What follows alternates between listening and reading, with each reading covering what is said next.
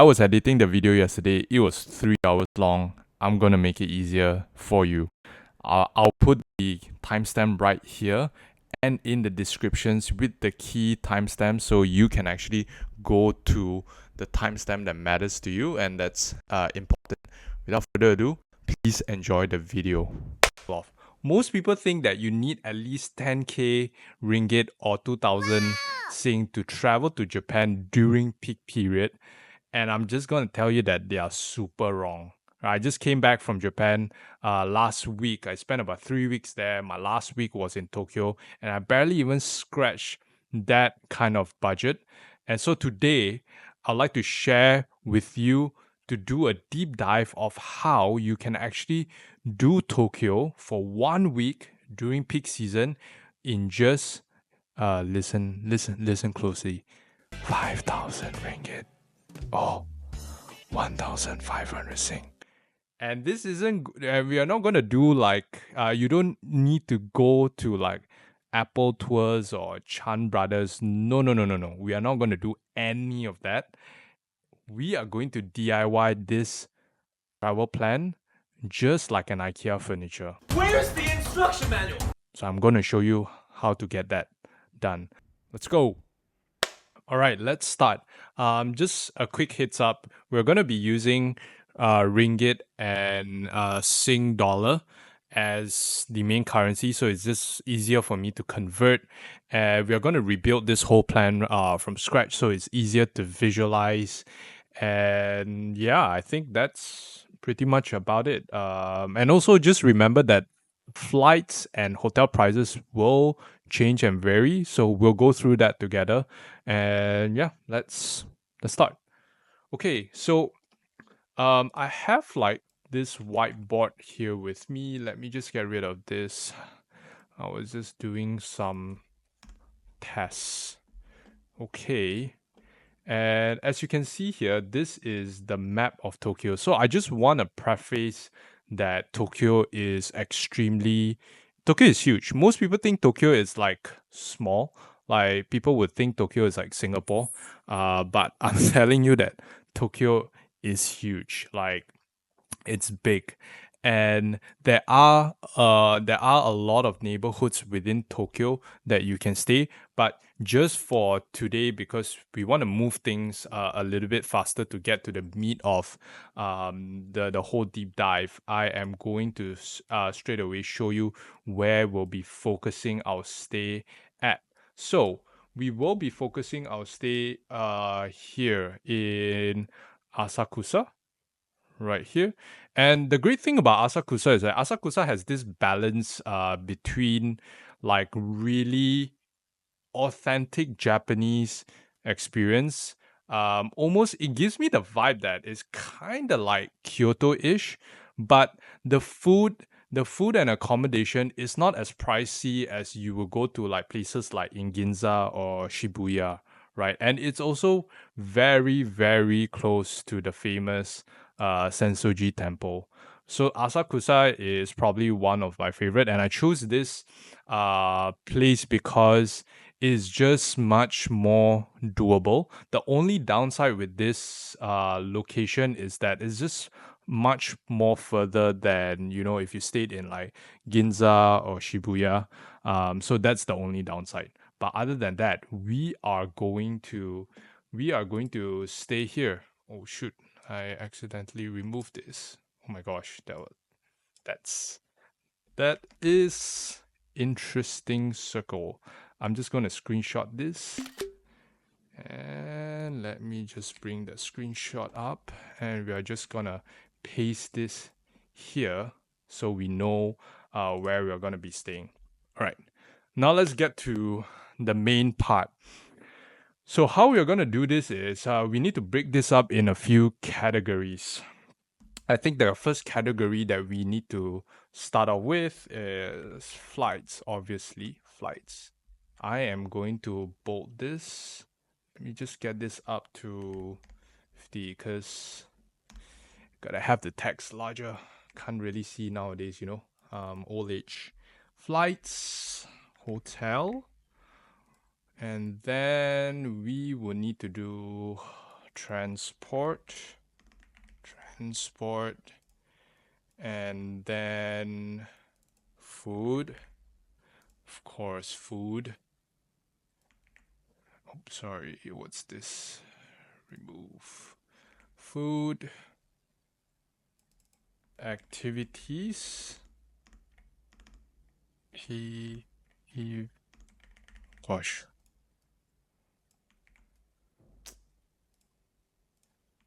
Activities, and lastly will be financial services. I think I kind of got all my categories right. Let me just double check on my plan right here.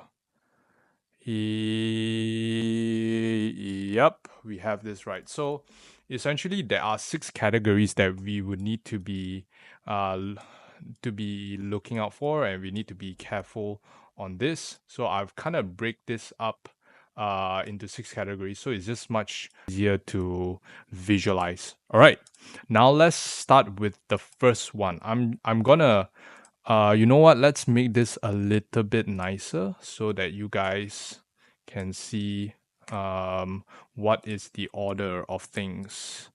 Let's give it a bit of color. Set some color. Okay, let's do green. And then this would be number 2. And this would be number 3. This would be number 4. Okay, let me move this down here. This would be number 5. And this would be number 6. Okay, 6 categories. Let's go. Let's do flights, the first category. Okay, so I have here, I've actually prepared some items here already. So I am just going to click on this. It's a button, so ideally I should be able to click it, but because I'm in plan mode, so I'm not able to. All right, so I've just loaded up a Skyscanner just to gauge the price. The last time I checked the price, it was about 2,362, which works up to be about 713 Sing dollar. I checked this price, I think last 3 or 4 days, if I'm not mistaken. Okay, we have the cheapest at 2,347. Okay, this flight would be pretty. Nah, it's not good. It's not good. Let's minimize as possible so we can fly direct. Wow, it's actually pretty expensive. I think this was the original flight that I think that I checked, but it went up to 2,800. Okay, you know what? Let's try trip.com and let's see what we have. Just letting you know that if you already know your flights plan, please jump ahead to the different parts, whether you're looking for hotels or food. Yeah, you can just jump ahead. I'll probably do like the time code thing so that you can jump straight quicker. You can move quicker, right? And just a quick shout out, if you like this deep dive, okay, let's try flights here. We're gonna do Narita just so it's easier. I know Haneda Airport closer, but for this plan, stick. So okay, this was the flight that originally I wanted. Wait, this one. So the layover is 2 hours. Yeah, so this is the original one. Now it's 750. So I am just going to screenshot this. Let me just switch this to ringgit, and we shall see where that goes. Right.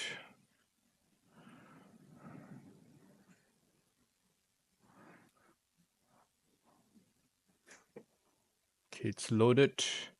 So it's 2,482. So you can see that it went up by 120 ringgit. And 120 ringgit, that will actually cost, a few meals, literally. So I've just screenshot. I'm just gonna put it right here.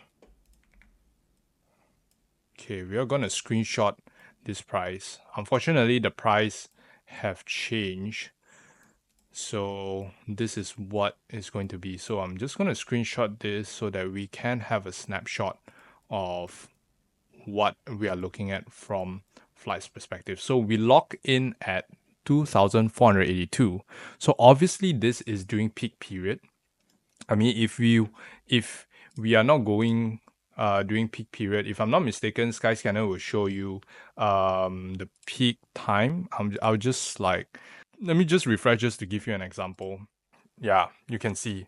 So obviously if you're going during in December, like these dates are like the hot dates, like 19, 26, super hot because it's Christmas, obviously. So do expect the price.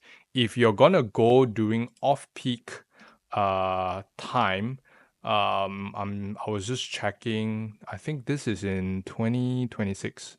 So let's just do this as an example, and we just have a comparison, right? If let's have a comparison between non-peak hours, non-peak dates, just to give you an idea of the difference. And I'm telling you, the last time I checked, the difference is actually pretty big. Let's see.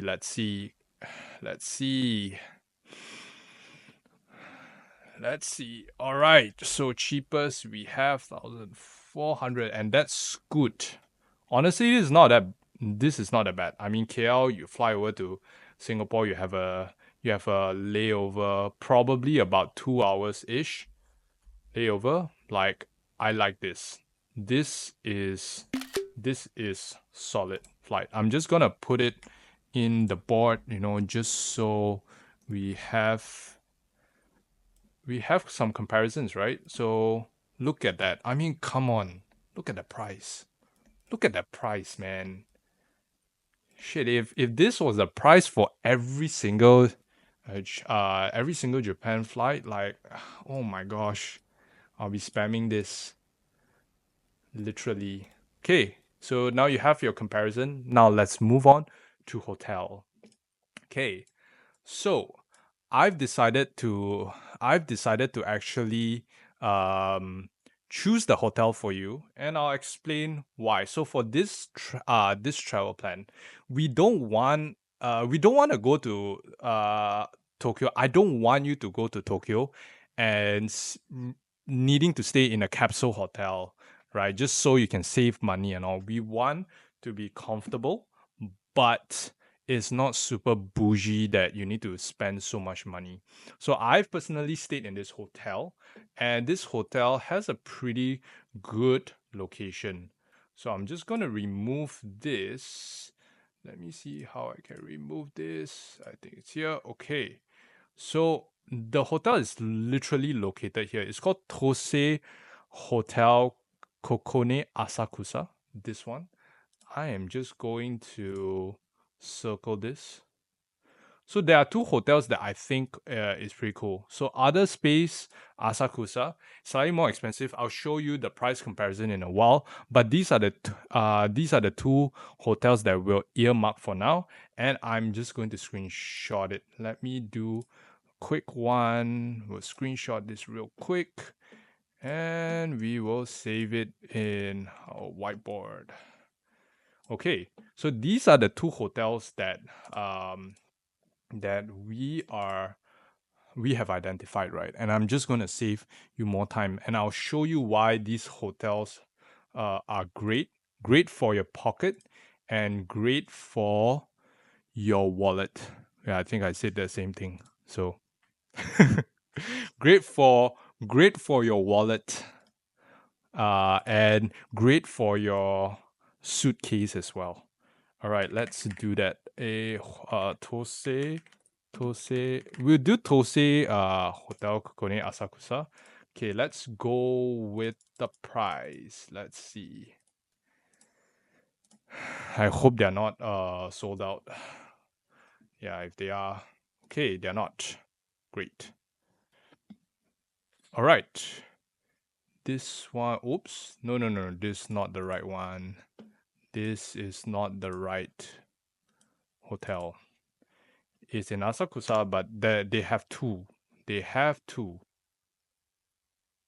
This one, yes. There you go. Wow, this is 563 ringgit immediately. That's a drop. So that should be about more or less about 140 sing ish around there. Okay, so I've personally stayed in this hotel, and man, when I tell you that if you're paying, okay, this is peak hour. This is peak hour. Sorry, peak season, peak period. Just to be very clear, this hotel with the lobby that they have, immaculate. I mean, like if you look at this picture that you're seeing right here, this is the actual picture of the hotel, the outer space of the hotel, right? It's great. It's beautiful. You will feel absolutely welcoming. And I stayed at the lowest tier room. And I'm telling you that I have a huge, this was with me and my wife. We have two huge luggage. You know, as a matter of fact, let me show you how huge that luggage is. Just give me a second. Give me a second.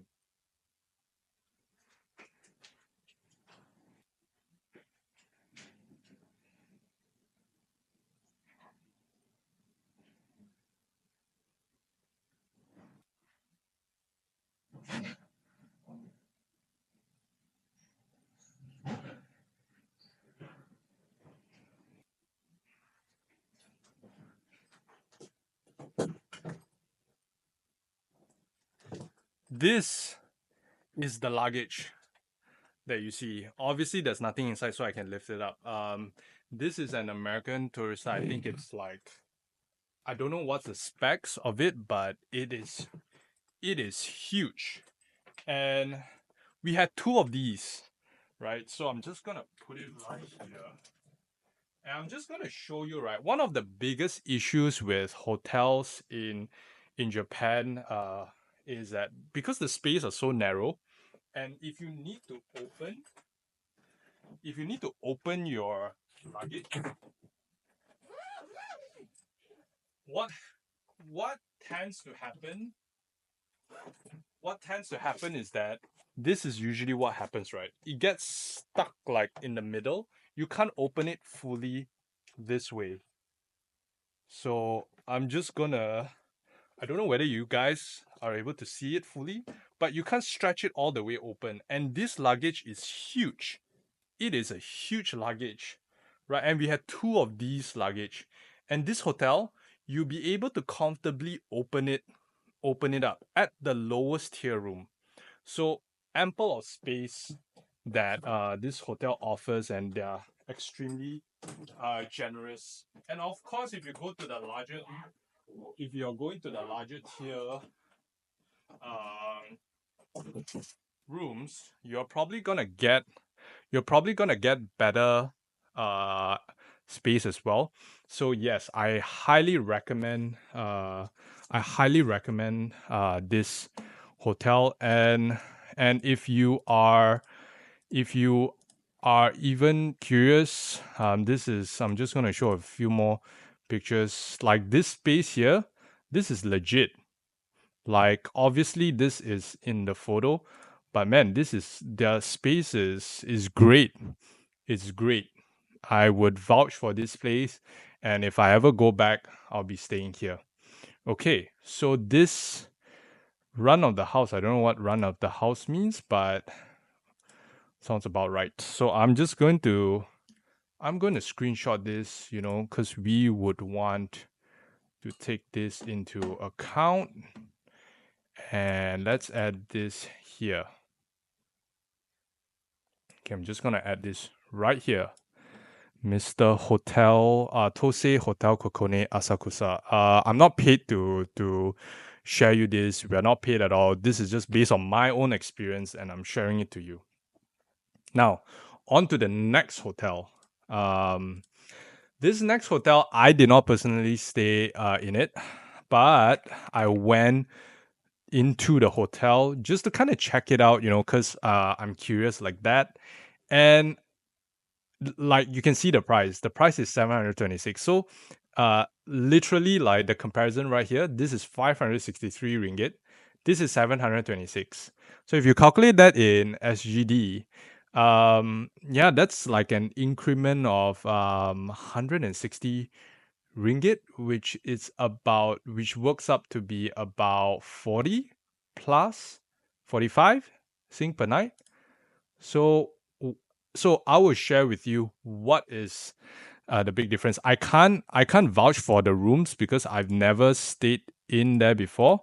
But looking at the rooms, looking at the space, I think it's quite small. Yeah, I think it's quite small, but it seems relatively modern. Like if you can see the spacing around here, this part. Let me see if I can draw onto this.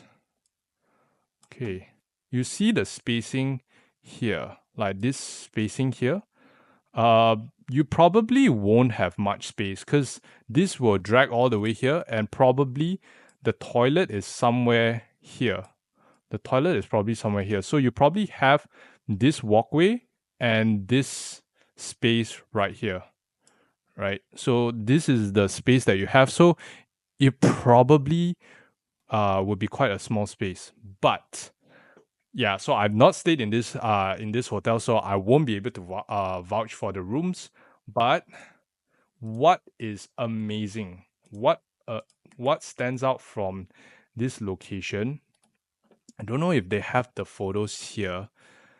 What is amazing about this hotel? Oh, they do. Is their rooftop, the rooftop amenity. Sorry, what are you doing?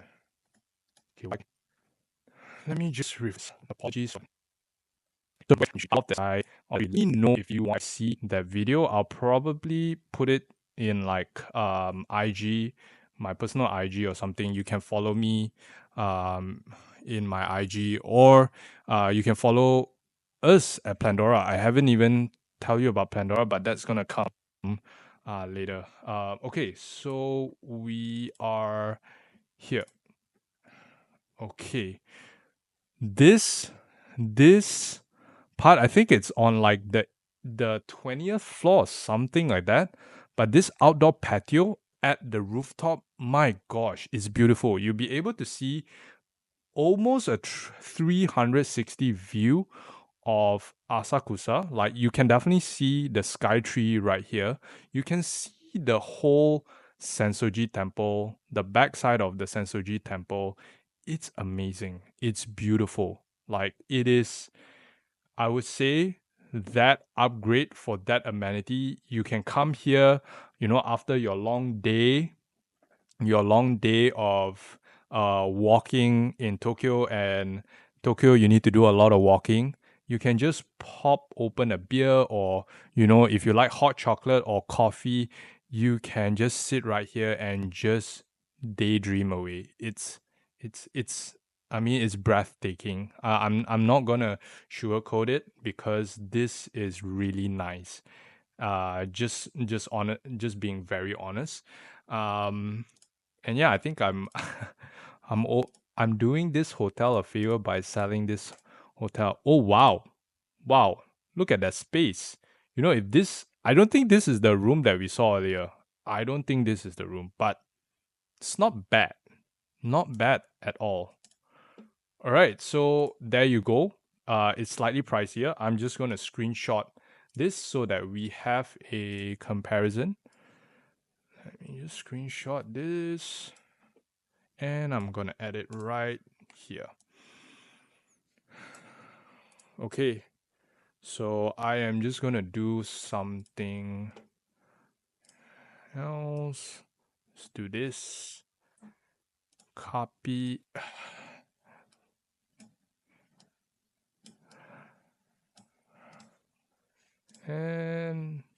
Let's do this.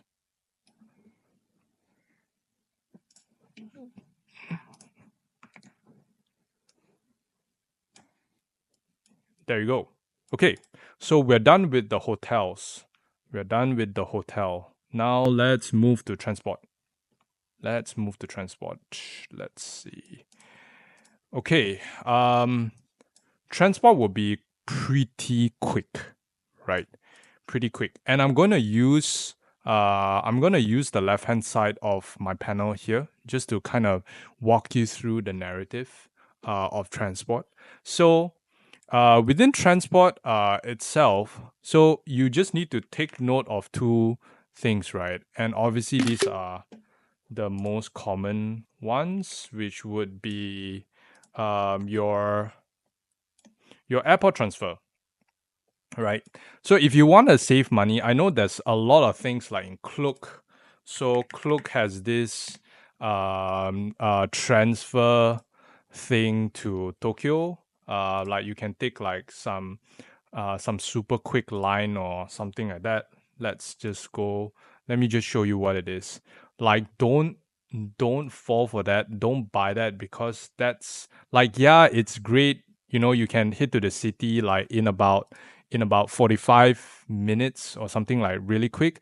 But I'm telling you that the charm of being in a public, well, I mean, this is still a public train, but the charm of actually being in those, trying to find the right word, being in those normal train that you can actually see you see your route moving from Narita all the way to Tokyo is actually really pretty.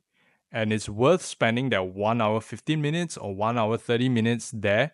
And it's just another like 20 minutes. And you don't have to pay like $20, which works up to be about, I think Malaysia, they'll probably charge 70 something, 70 ringgit. Let me see if that's correct. I'm just gonna see. Oh no, 67. Yeah, I mean direct conversion wise, I figured that Klook will probably charge more just to increase their margins, but they did not. So that's good on Klook. All right, so I'm just gonna add this here just to give you an idea of how much if you buy a Skyliner ticket directly on Klook. So this is 67. So one way airport transfer works up to be about 41 ringgit. So it's literally right here. I'm just gonna screenshot the price that I've already captured. The great thing of the transport is it's fixed, right? The cost is not variable. So what you see is what you get, essentially. So that's great. So we know that these are fixed prices. If you take the Keisei line, the blue Keisei line is gonna take about 1 hour 45 minutes, which I would say is a bit long. But if you don't mind topping up just 200 yen, you probably save 30 minutes, which is about 1,380 yen, right here. My thought process is that, you know, if you're not in a hurry, just go for the 1 hour 45 minutes. It will pass really quick. I'm telling you, it will pass really quick. And in fact, you will enjoy the train ride more than anything. So if you're not in like a super rush, yeah, I will suggest to just do the first option. Okay? All right. Now let's go to the next part of transport, right? So the next part of transport is what I would say it's probably one of the costs that usually creeps up if you're not careful in terms of how you plan. So it works up to be, this will be your daily transport price. So most of you like me, will probably take the train or the metro to commute anywhere, right? So you will probably be taking public transport. If not the bus, it'll probably be the train. The train is super connected. It's so easy to get to anywhere and everywhere. It's just super fast, right? So daily transport average price usually ranges between 50 to 20 ringgit. So that's about $5.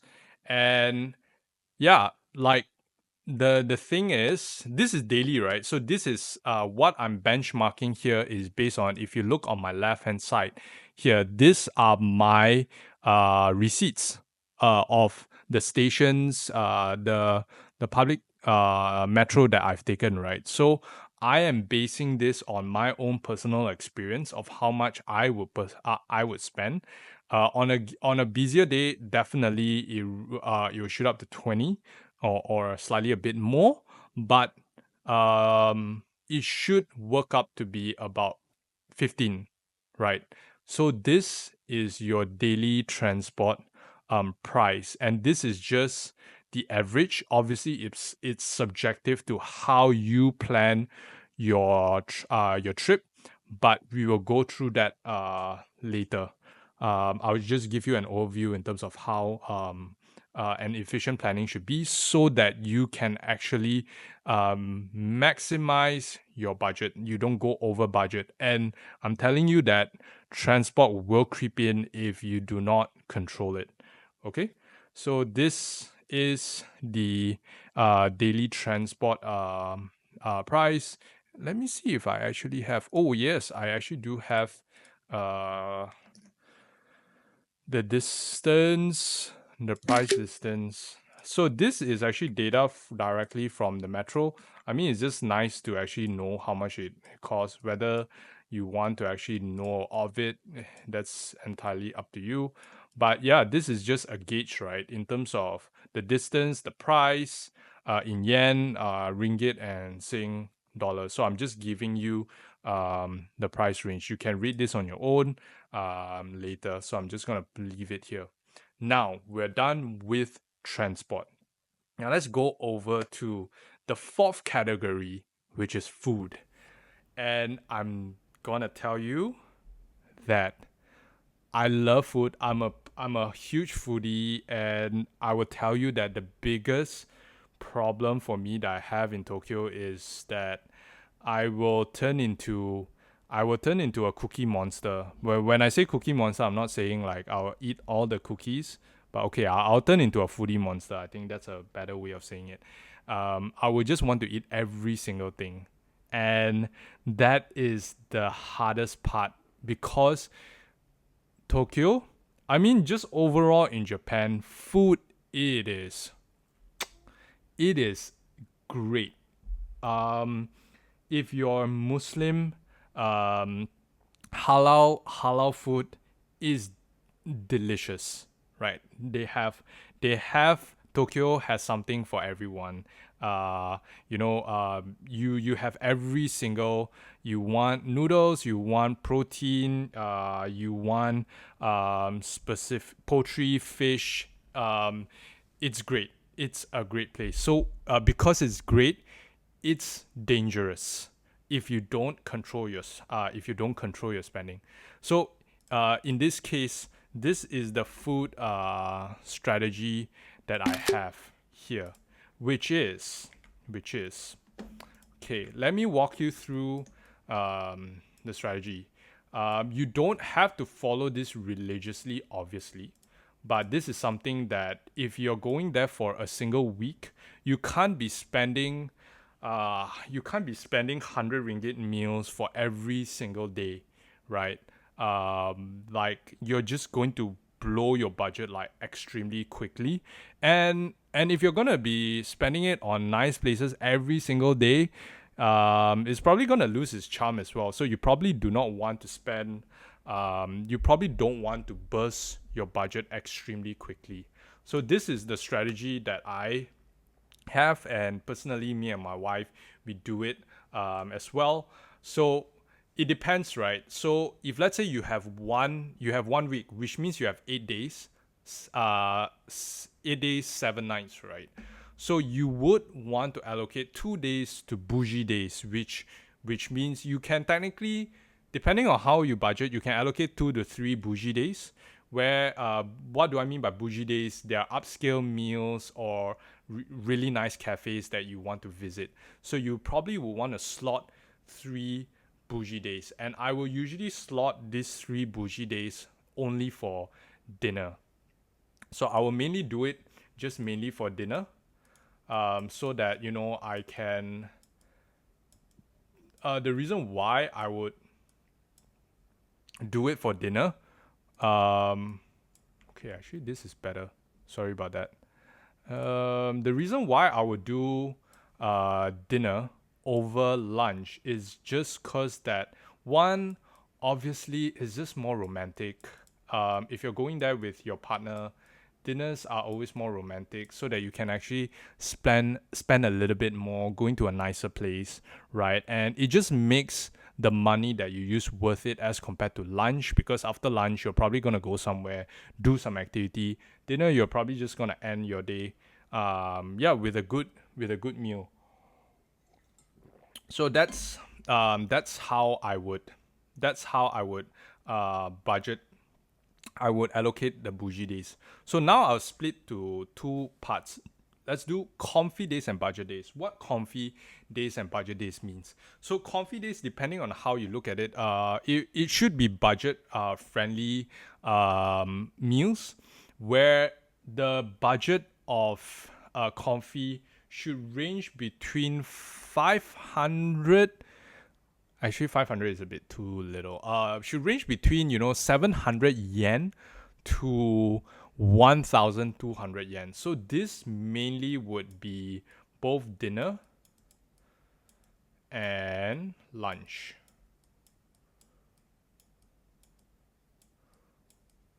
This will be dinner and lunch. So you probably will want to hit like an 80%.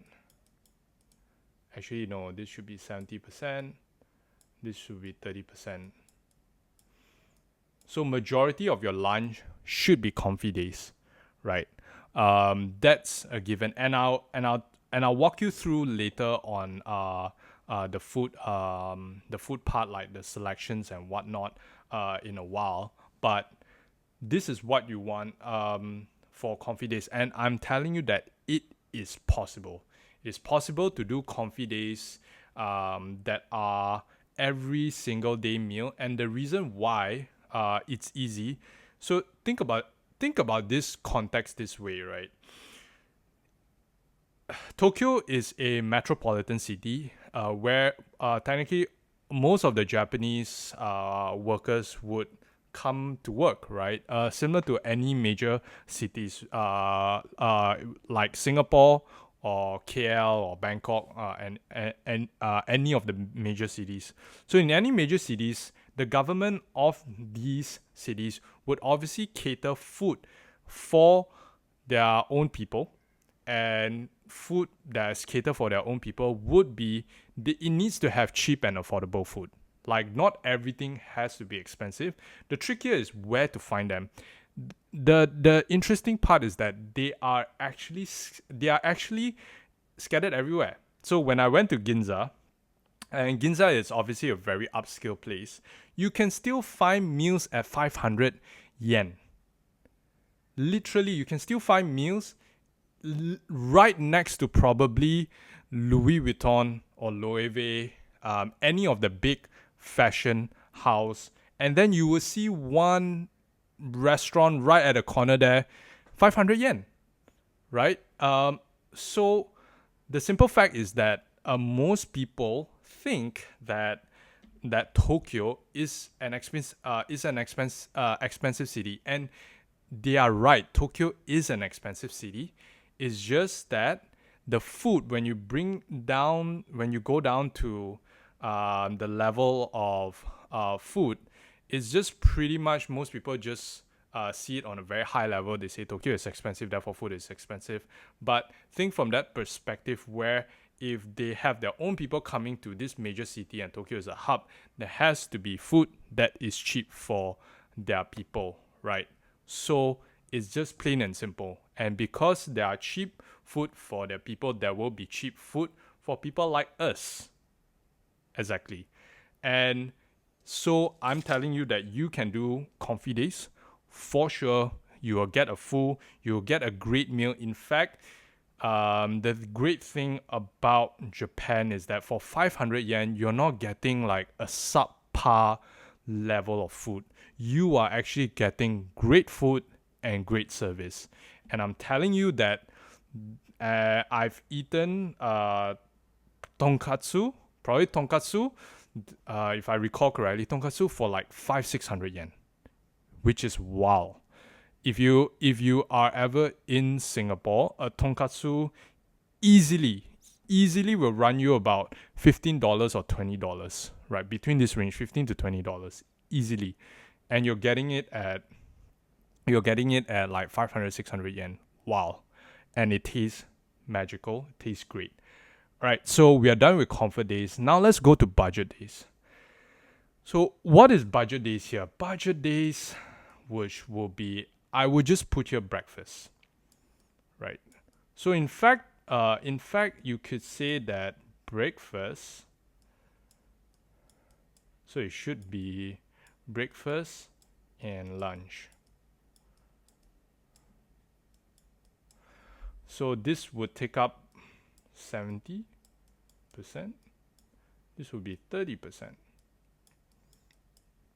So what are budget days? Budget days are essentially really cheap meals that you can get it from any konbini or any stores, right? Whether is it 7-Eleven, Lawson's, Family Mart, any small shops that you would just need a quick bite, or you just need repeated bites that you can take it on for breakfast, right? So budget is going to be crucial, because this tool is probably where you'll be able to control your budget the most, right? If you go over budget anywhere here and here, you will be going off budget for sure, because it's very tempting. Tokyo has a lot of great food places. It's very tempting to want to go to every single nice place. So this just need to be careful. So budget is simple. It's really just in your head. For breakfast, just sacrifice the budget. So sacrifice the really nice stuff, so that you can spend it in comfy, you can spend it in bougie later. So the budget is really something that is simple. So for example, what do I mean by simple?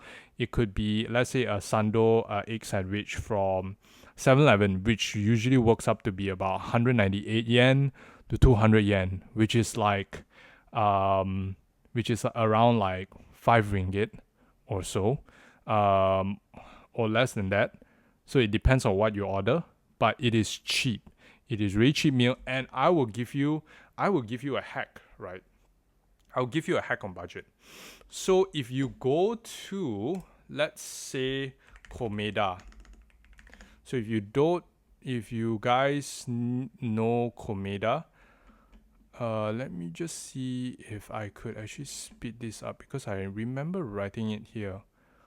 Yeah, so Komeda's breakfast set, Komeda coffee, just to give you an idea of what is Komeda coffee. I'm just gonna put Komeda coffee Tokyo, and let's see if there's an outlet. Okay, let's look at the Shinjuku one.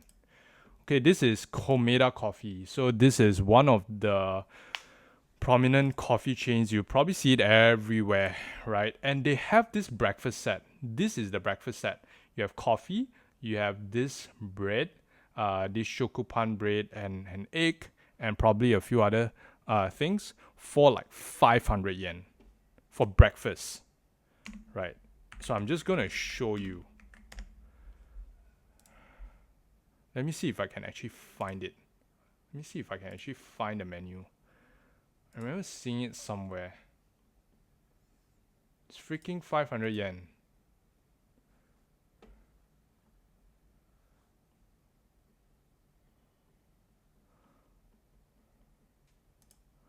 Man, my computer is lagging.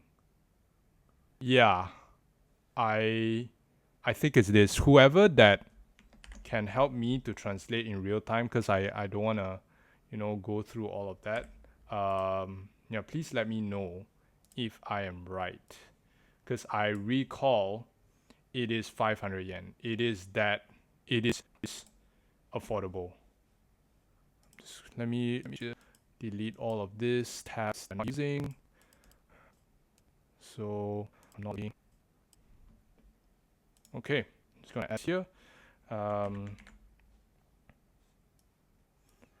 So where you want to budget yourself here is your budget days should be between 200 yen to 500 or 600 max, right? So 200 to 500 yen, that would be your budget days meal.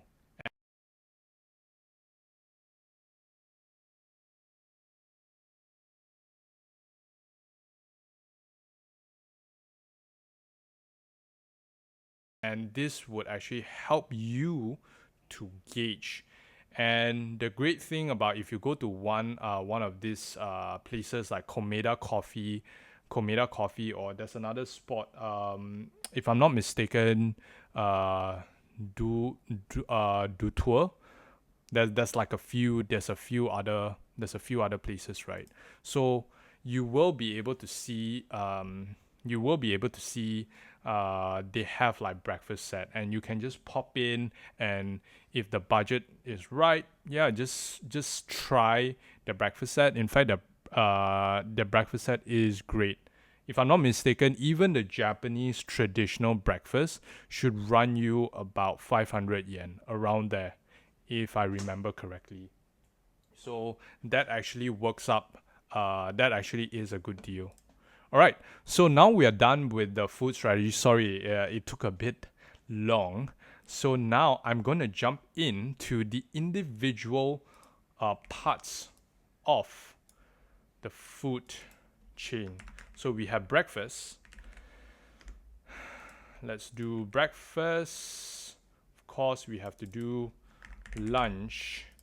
And then we will do dinner. And let's do dessert. I'm gonna skip the bar. I've been to a few speakeasy bars, but they're a bit expensive from an alcohol perspective. So I'm gonna leave that out for now. I'm gonna put in coffee as well, because I think it's a crime.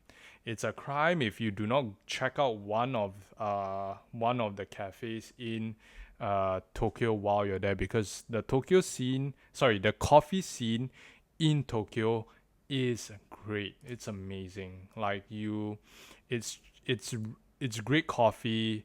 It's chill. You can relax. You can stare into blank space. Think about your next entrepreneurial project. Think about your loved ones. Whatever that you want to think about, Tokyo cafes will help you to think long and hard. I hope. So let's start with breakfast. Let's do breakfast. Okay, so breakfast, as I mentioned earlier, so breakfast we are gonna budget it in this way, right? So I'm just gonna add it right here. So because we kind of did breakfast already, I'm just gonna breeze right through. So this is your breakfast budget. So you have 7-Eleven, Lawson's, Family Mart, and then I also added price here, just like a standard price of onigiri, the sandwich, your udon, soba, pasta, salad, karage, dessert. So these are all the konbini kind of food that you can find. And the next you have Komeda Coffee and Clinton Street Baking Company. So I want to give a special shout out to Clinton Street Baking Company. So Clinton Street baking company. They are featured on. They are an American company, so they are famous for their blueberry pancakes with maple syrup butter. Amazing butter, amazing pancakes. It is. Oh, I can dream of it now and being transported all the way there. This pancake will send you to heaven. It'll give you the highest carb rush, but it will definitely bring you to heaven because it is so good. So this is a bougie option. Clinton Street Baking Company is a bougie option. It's expensive, but it's not crazy expensive. But it's bougie. It is bougie for breakfast, right? But here's a hack. So Clinton Street Baking Company, if you go during breakfast, and the reason why I mentioned breakfast is because they have a breakfast set. So their breakfast set is still expensive. So you probably will want to check your budget, but their breakfast set will run you about 1,200 yen, which works up to be about 37 ringgit and 20 cents and $10.70. Saying what you'll get coffee and 3 pancakes, if I remember correctly. Right, so let's check their breakfast set here just so I can double confirm. I remember seeing it somewhere. I don't know whether they have it, but the reason why I know because I actually went and ate there, and that's how I knew that it sent me to heaven. It was so freaking good. It was the best pancake. Honestly, it's the best pancake, man. Like I am not going to sugarcoat it. I love it so much, and I've been thinking of how can I recreate this breakfast, this pancake, and I don't think I have it here, but it looks something like this. So it looks something like this, and it is great. It is amazing. So I don't know if I can pull up the breakfast set for you guys here. I'm not sure if I can find it, but if you do your own research, tell me in the comment section below if I'm right or not, or you can always correct me. Oh, there you go. Is this the one? Clinton's Morning, 11 until 11. This was when? Oh, this was 3 years ago. So if you include in oh, so you the morning drink set is about 1,000. I don't think this will be the price because this was 3 years ago. I mean, obviously with inflation, everything has gone up, but it should. I think this should be the one. Like it probably have went up a bit, but yeah. Comment below, let me know if this is actually the right pricing. If any one of you guys have been there before, I would greatly appreciate it, because the next time that I go to Tokyo again, I will definitely do this. Alright, I am going to screenshot this so that we have evidence, we have proof. Okay, let me put it right here. All right. And then there's other great pancake places as well. Like Tokyo has a lot of great pancake places. I am going to probably do a separate video. Let me know if you want me to do a video on pancakes. I love pancakes. I'm a huge pancake guy. I could probably eat a lot of pancakes, and yeah, let me know if you want to go there. So now let's jump into lunch. We're good with breakfast. Let's get into lunch. I am hungry just seeing this already. And let's do lunch. All right. So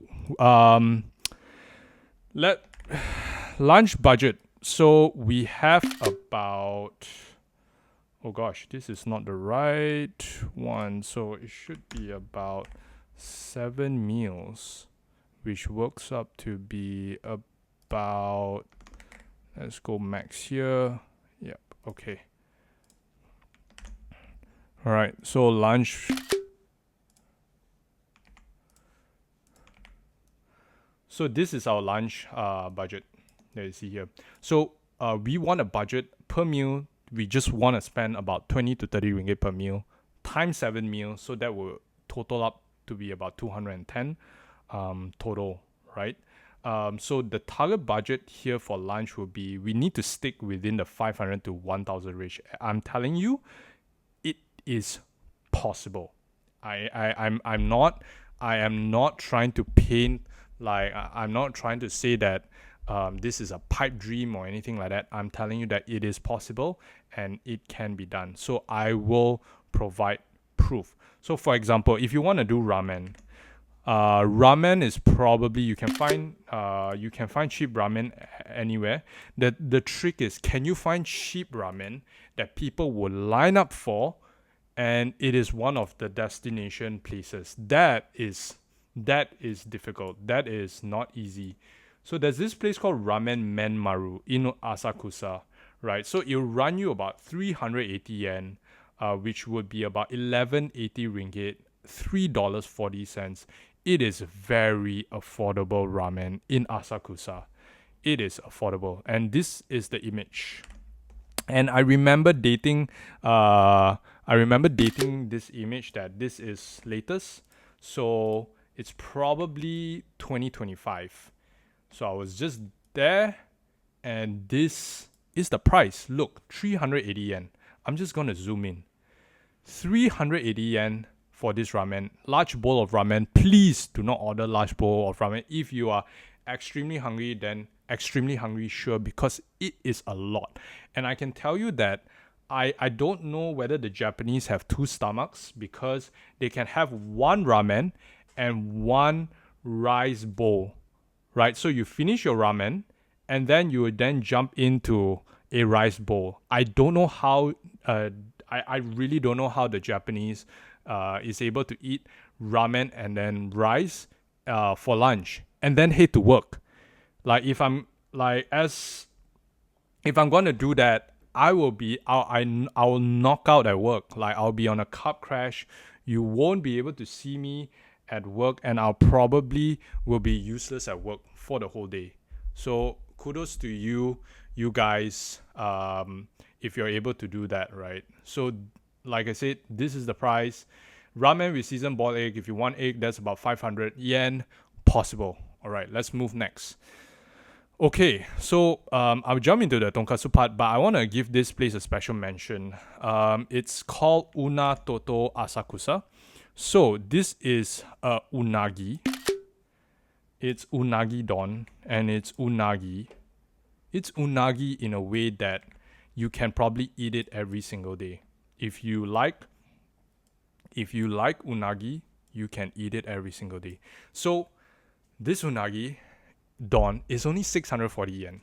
640 yen, which works up to be about 20 ringgit. That is about $5, $570. It is an affordable unagi, right? And if you really are super hungry, you want to push it, you can go for the 1,200 one, right? Like this. So they're dubbed, it's probably the most affordable unagi place that I found, and the taste is great. If you're paying for premium unagi in Singapore, there's this place I know near Bukit Pasoh in Singapore where they serve really, really top-notch unagi. That it is made to, well, I think it's live unagi essentially. And I remember back when I was in KL, when I was in Mont Kiara, there's also this place that does live unagi, but it was freaking expensive. It was like 300 ringgit for like unagi. 300 ringgit. And here you're getting it for like 640 yen, which is 20 ringgit. And it's $5.70. Nuts.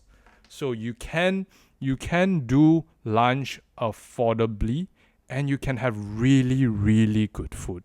I mean, really good food, right? Okay, so now let's do the last one of the day. I promise you, there's a lot of places that I found, and I've been to this place that are equally cheap. But I want to do a special mention of tonkatsu Sukuima. I went here with a friend of mine, and it's probably gonna be slightly above budget. So our budget is about, the max will be 1,000. So take it with a pinch of salt and see where your budget lies. But this is tonkatsu, and I'm telling you that there are cheaper tonkatsu places. There are cheaper tonkatsu places in Tokyo. You just need to find them. But I am 100% sure there are cheaper places. So the pork loin cutlet, which is the cheapest, will run you about 1,480, which is about 150 grams. More than enough. More than enough. Unless you are like super hungry, you can probably go with the 200 grams, which will run you an extra of 200 yen. But this place, oh my gosh, I'm telling you that the pork will just melt in your mouth. So if you can take pork, this tonkatsu place, for the price that they're charging, for the quality that you're getting, it is great. The pork will just melt in your mouth. Like, and I would recommend this place. This place is somewhere near, if I'm not mistaken, let me check. Oops. I think if it is near. Oh, it is in Shibuya. So, yep. So this is the place, and honestly, this place here is actually super close. Fuglen. If you don't know Fuglen is another popular spot for coffee. So Fuglen Tokyo is right here. You can walk all the way. To the tonkatsu place if you want to have coffee right after, and then Yoyogi Park. So Yoyogi Park, this is the whole Yoyogi Park. This is the whole Yoyogi Park. You can grab your lunch here, then grab coffee, and then bring your coffee over to Yoyogi Park and just sit down, just daydream or watch, or people watch, whatever that you want to do, or even explore Yoyogi Park. So that's, yeah, I mean, sounds already like a perfect itinerary. I'm talking as though like I'm heading back, but I won't be heading back anytime soon. Oh my gosh, hit back already. So yeah, so this is highly recommend this place. It's great. If you have the budget, check it out. All right, we are done with lunch. Now let's head on to dinner. Let's do dinner. So dinner, dinner will be a bit of a mix. So the lunch spots, you can obviously go there for dinner as well. So they're gonna be swapping. There are gonna be similar places for dinner. So I'm probably gonna use a bit of similar places. Okay. So this is about 5, and this should run you 200. And this should be 150. Okay, just adjusting the budget to make it relevant. Alright, so we have dinner right here. Okay, so dinner budget. So dinner, you probably want to stick between 35 to 40 ringgit per meal for 5 nights, which would run you to about 150 to 200 ringgit total. So the target budget here, you should range between 700 to 1,500 yen per dinner. So this would actually run you to about 20 ringgit to 44 ringgit ish, and Sing dollar will run you about sorry, excuse me. Sing dollar will run you about $6 and $14. Okay. Let me just take a quick break. I'm just gonna grab water. Just give me a second.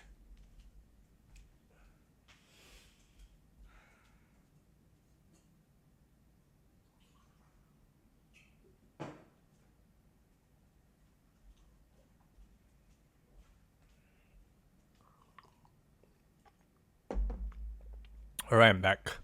Sorry about that. So, yes, dinner. This is the target budget as I mentioned. So, dinner, we will have dinner interchangeably, but this is the budget that we will want to stick with. Okay, and I will share with you in a bit why. By the looks of it, I am highly certain that the budget will be blown. So let's see what we can do about it later. All right, so the first mention would be this place called Spajiro.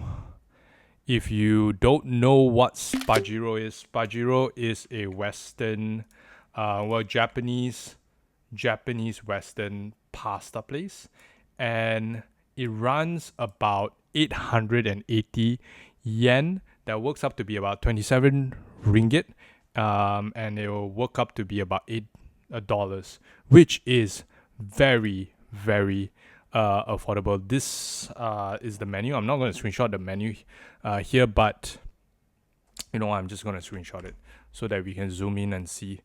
I am going to, whoops, what is it?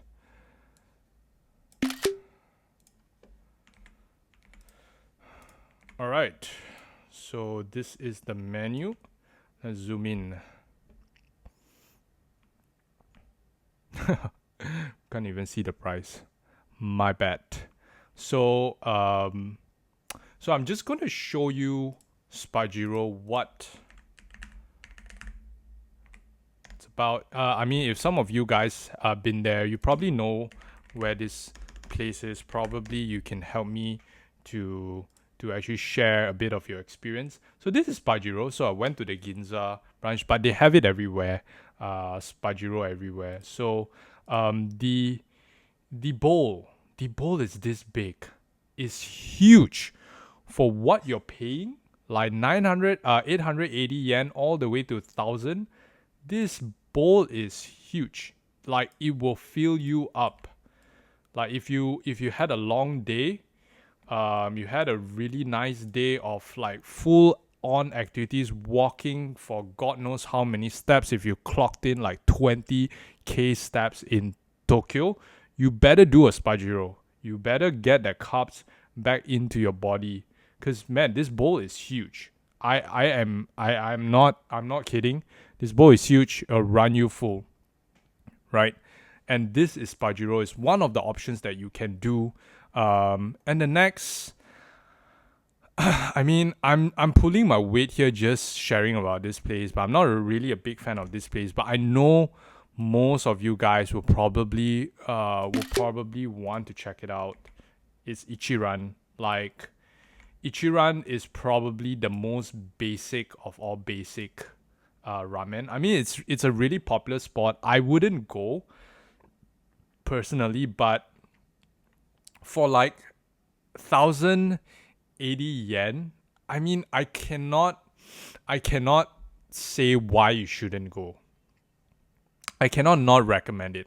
I think you should go because it just costs 1,080, and I'm not sure how much is the egg, the top up, the tamago top up here would run you, but yeah, for 1,080, yes, go get your Ichiran. If you have not been to Ichiran, or if you love Ichiran, go for Ichiran. It's great. It's a great place that you can grab tonkatsu ramen. There's a lot of other great places as well. Yeah, go ahead. I'm gonna pull something from. Okay, why do I have Suro? Let me delete this. I'm gonna pull something from here, which is lunch. I'm gonna do a special mention for Shishiro Asakusa Roku. So this is a conveyor belt sushi. Of course, if you're going to Tokyo or Japan in general, you gotta have sushi. If you're not having sushi, my wife doesn't like sushi because it's raw. So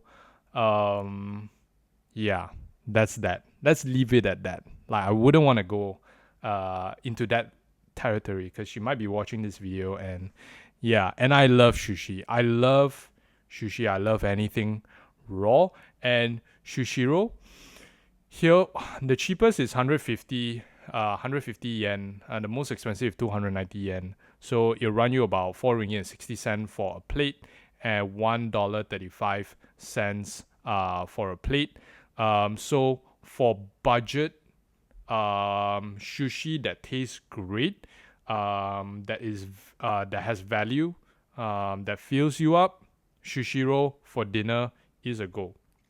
It is a go. It's a great place. I think you probably per person work up to be about 1,000-ish yen. I mean, if you are able to hit, like 5 of 150 plates, and then probably maybe 2 of the 210 or 3. Yeah, I think it will relatively fill you up, and maybe 1 of the 290. Yeah. Oh, sorry, it's not 290, it's 390. My bad. I did not see that. So 390 yen to MYR. That is 1144. 42. Okay. That would work up to be about 3-ish. I'm just gonna put $3. Okay, so that's Sushiro for you. Yeah, we have 3 great places, both noodles and sushi. Of course, there are other places like Yayoi-ken, which are all your set meals. I think Yayoi-ken is here. I've added the menu here. You can check it out later. And of course, Tendon Tenya, which are your tempuras. This is also a great place for dinner. It runs you to about 580 yen to 1,000 yen, as you can see here in the menu. It's cheap. It's good. A great place. Nice for dinner if you're looking to just do it as a comfy or maybe even budget meal, budget days for that. Okay, now we have done for dinner. Right, so before I kind of jump into dessert, I forgot one category, that is bougie. Now we worked our way into bougie. Okay, I've been waiting for this time. Okay, let me screenshot the budget. All right.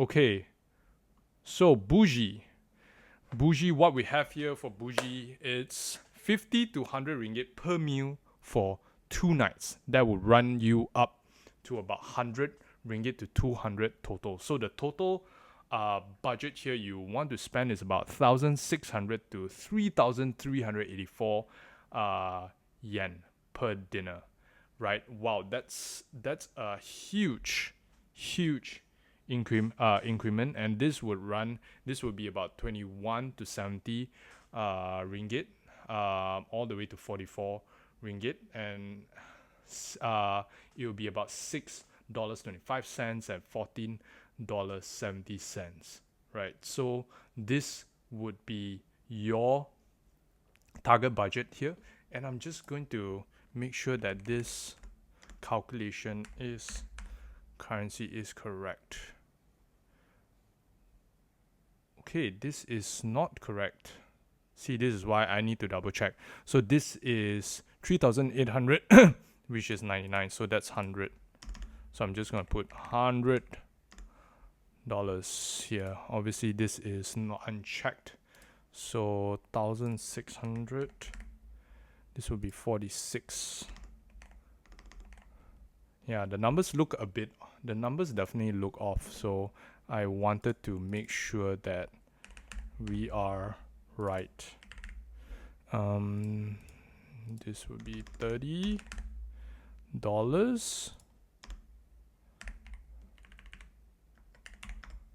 and this would be about 15. Yep, this will run about $15. Okay, So this should actually be the more appropriate budget. Just pull this here and put it right here. There you go. All right, let's jump into the options. What do we have for bougie options?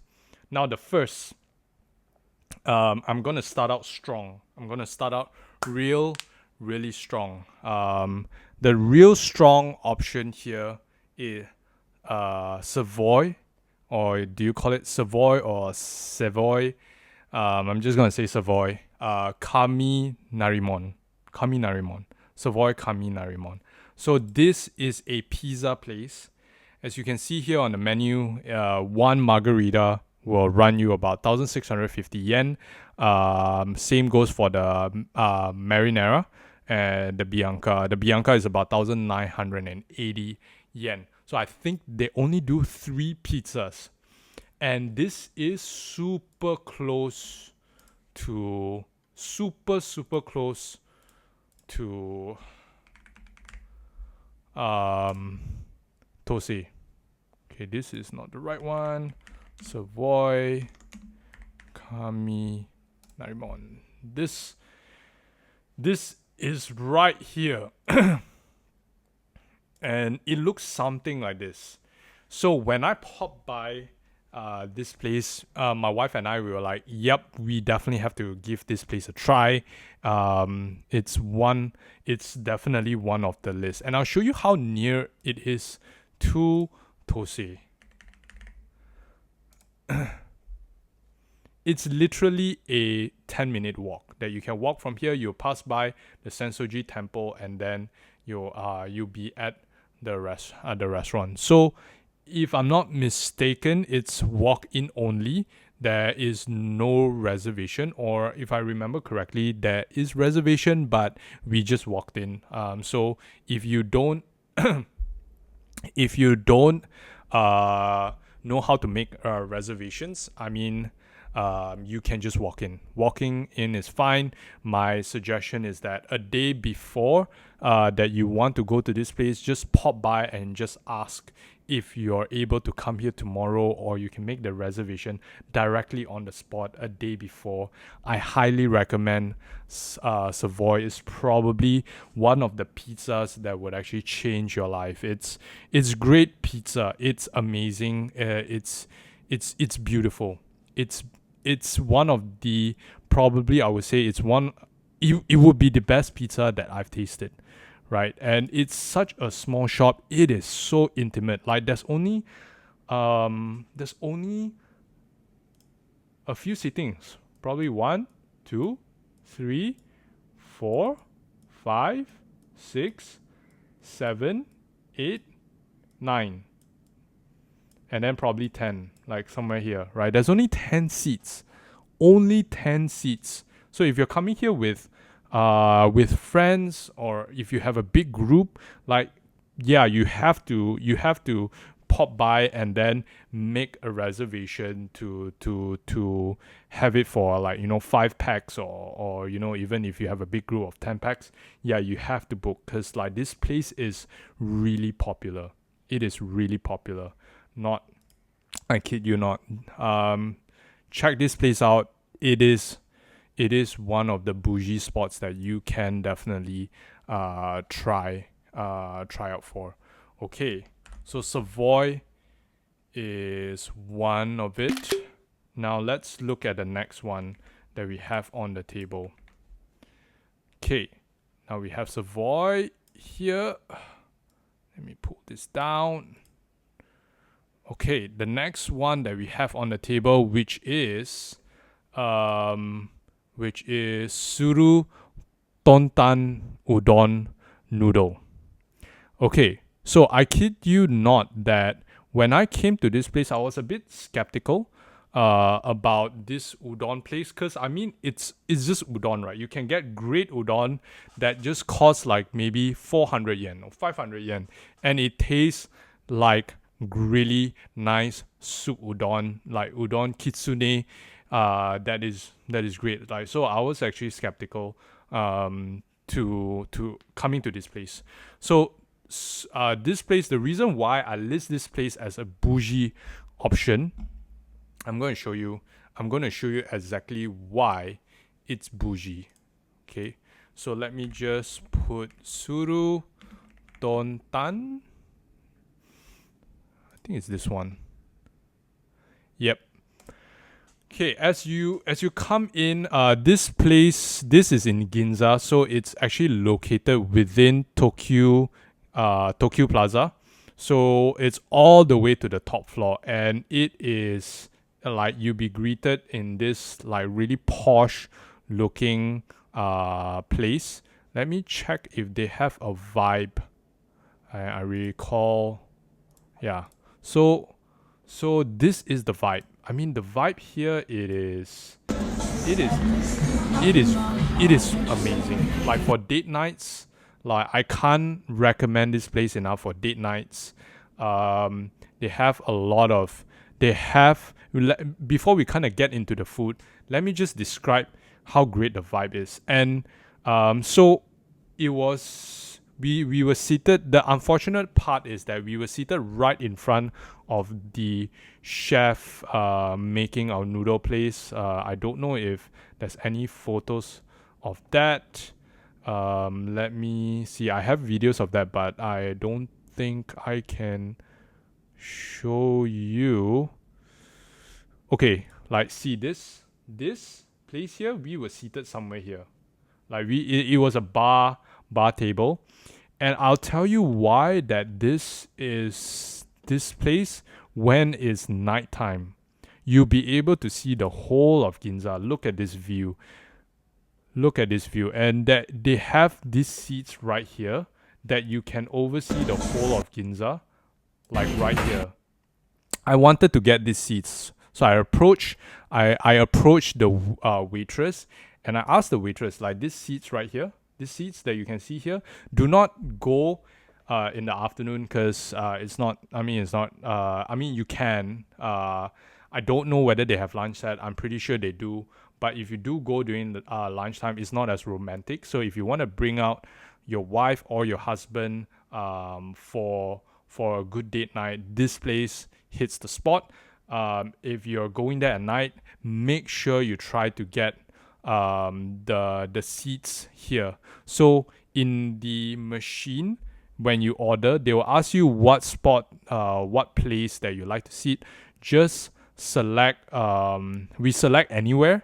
So pretty much anywhere is, as you can already say, anywhere. They'll place you anywhere. So you probably will want to select the counter seats.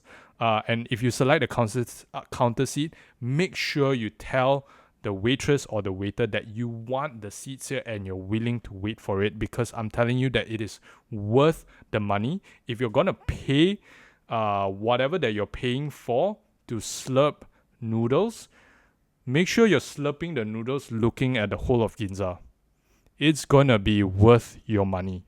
Just slurping your noodles and looking at the whole street of Ginza. It is phenomenal. The view there, it's phenomenal. It's amazing.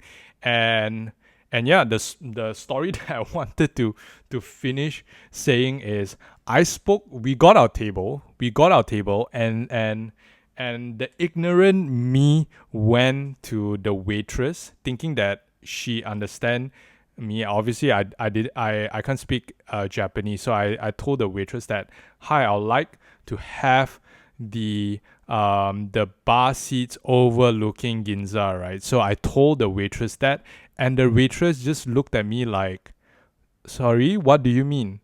And she probably thought like I didn't have a seat, or I was waiting for my seat, and I was scrambling, not trying to be rude, I don't want them to not do their jobs properly, so I just politely said that it's okay, I already have a seat, I just wanted this seat right here so that I can see the whole of Ginza with me and my wife. But unfortunately we couldn't, so we end up sitting at the bar seat facing the people making our noodles. So that's, if you ask me, if the next time when I'm back in Tokyo, I would definitely go to this place again and have this seat right here. So if you're going there, please do yourself a favor, go all the way to the 20th floor at Tokyo Plaza.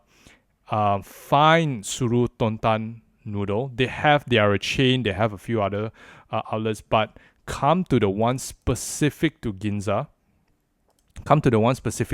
And this is your view.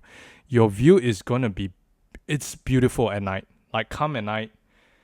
I don't think they have a reservation. You just go there. Like every single every single restaurant, you just go there, pick your number, and just wait. It's worth it. So please go if you're going there. So that is Suru Tontan for you. Oh, sorry, I did not touch on the price.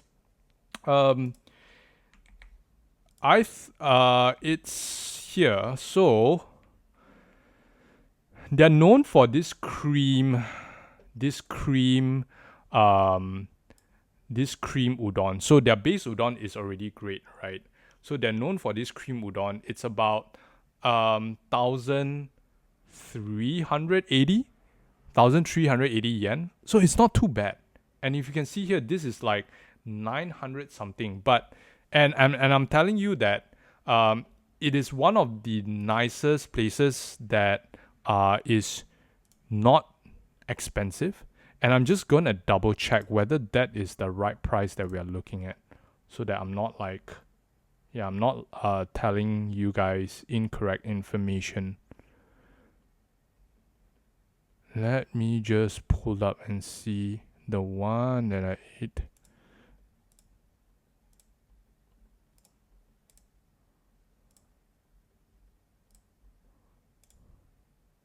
Okay, so just to give a comparison, like a pork cutlet curry udon is gonna run you about 1,480 yen, which is not too bad for something that is bougie, right? That is a fair price if they're asking for. So for example, like this beef udon, which runs you about 1,280, and this tempura udon 1,680.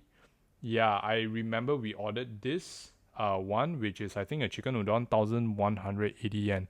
So the price it is good. You'll be fine. You will have a hearty meal. And the one gimmick, I don't know if it's a gimmick. I'm not sure whether it's a gimmick or not. But their bowls are freaking huge. I don't know if anyone has a picture of their hands to their bowl ratio, but man, the bowls are huge. Like, the bowls are huge. The spoon is huge. Like, I remember I have a video, but I probably will put a video somewhere here, because I need to edit it later and then put a video.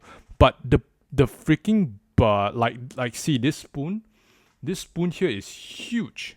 It is big. I don't know if it's a gimmick, but I was literally holding a big spoon. Like, super big spoon, like just taking my soup. Like, probably it's their thing. And it's also another thing where their bowl are freaking huge as well. Like, it is literally this big. Like, this is my keyboard size, as you can see here. Oops, this is my keyboard size, as you can see here. The bowl is probably this, almost this size, probably like half. So I'm telling you that the bowls are huge. Probably it's their thing, I guess. Okay, now let's jump in to the last one. There are a few places. I've even listed Kamiya here, but I think we can jump into that later. Okay, so Nomura Hanamaru. So I'm gonna end bougie with this place.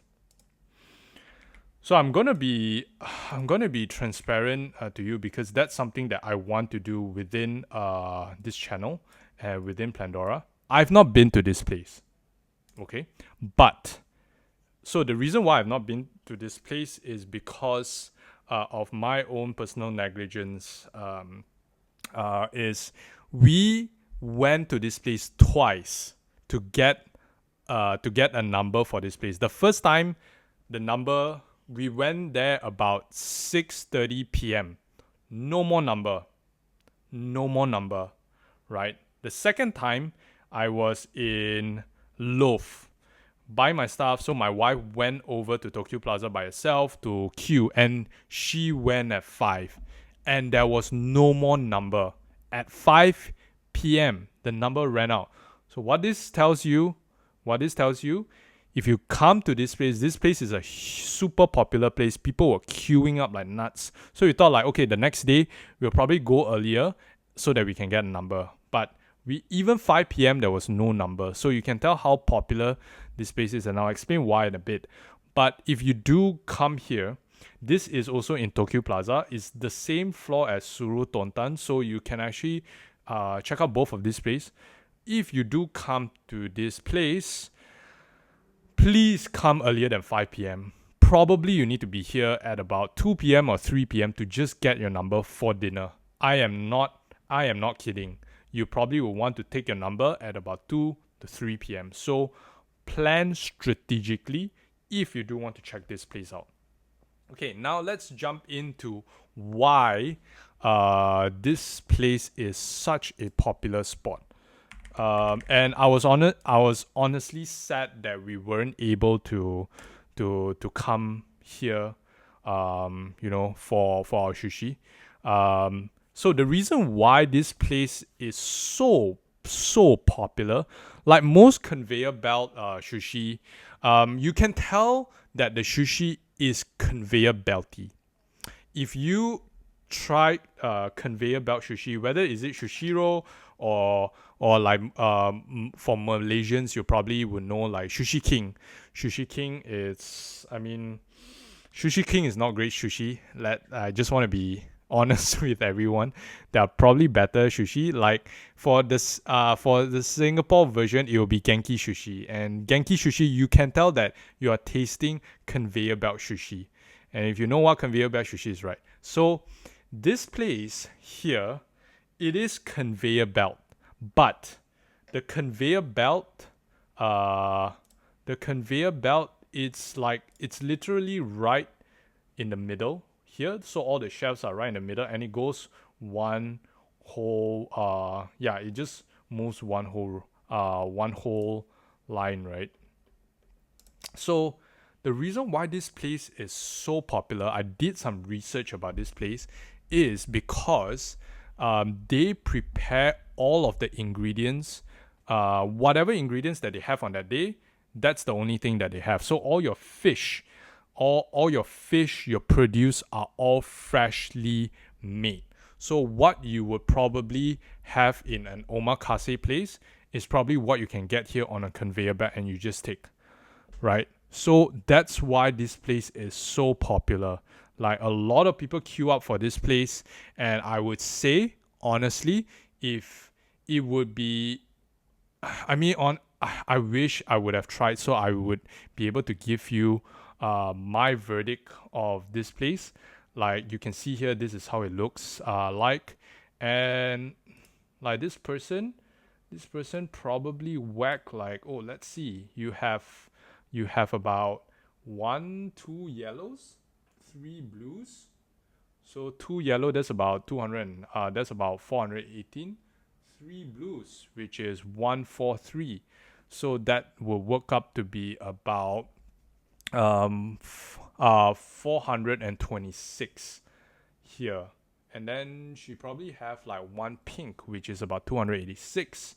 So that should give you an idea of like this whole plate, like this whole area here. It's about 426 plus 400-ish, and then plus this 200. So that will be about 1,100-ish here.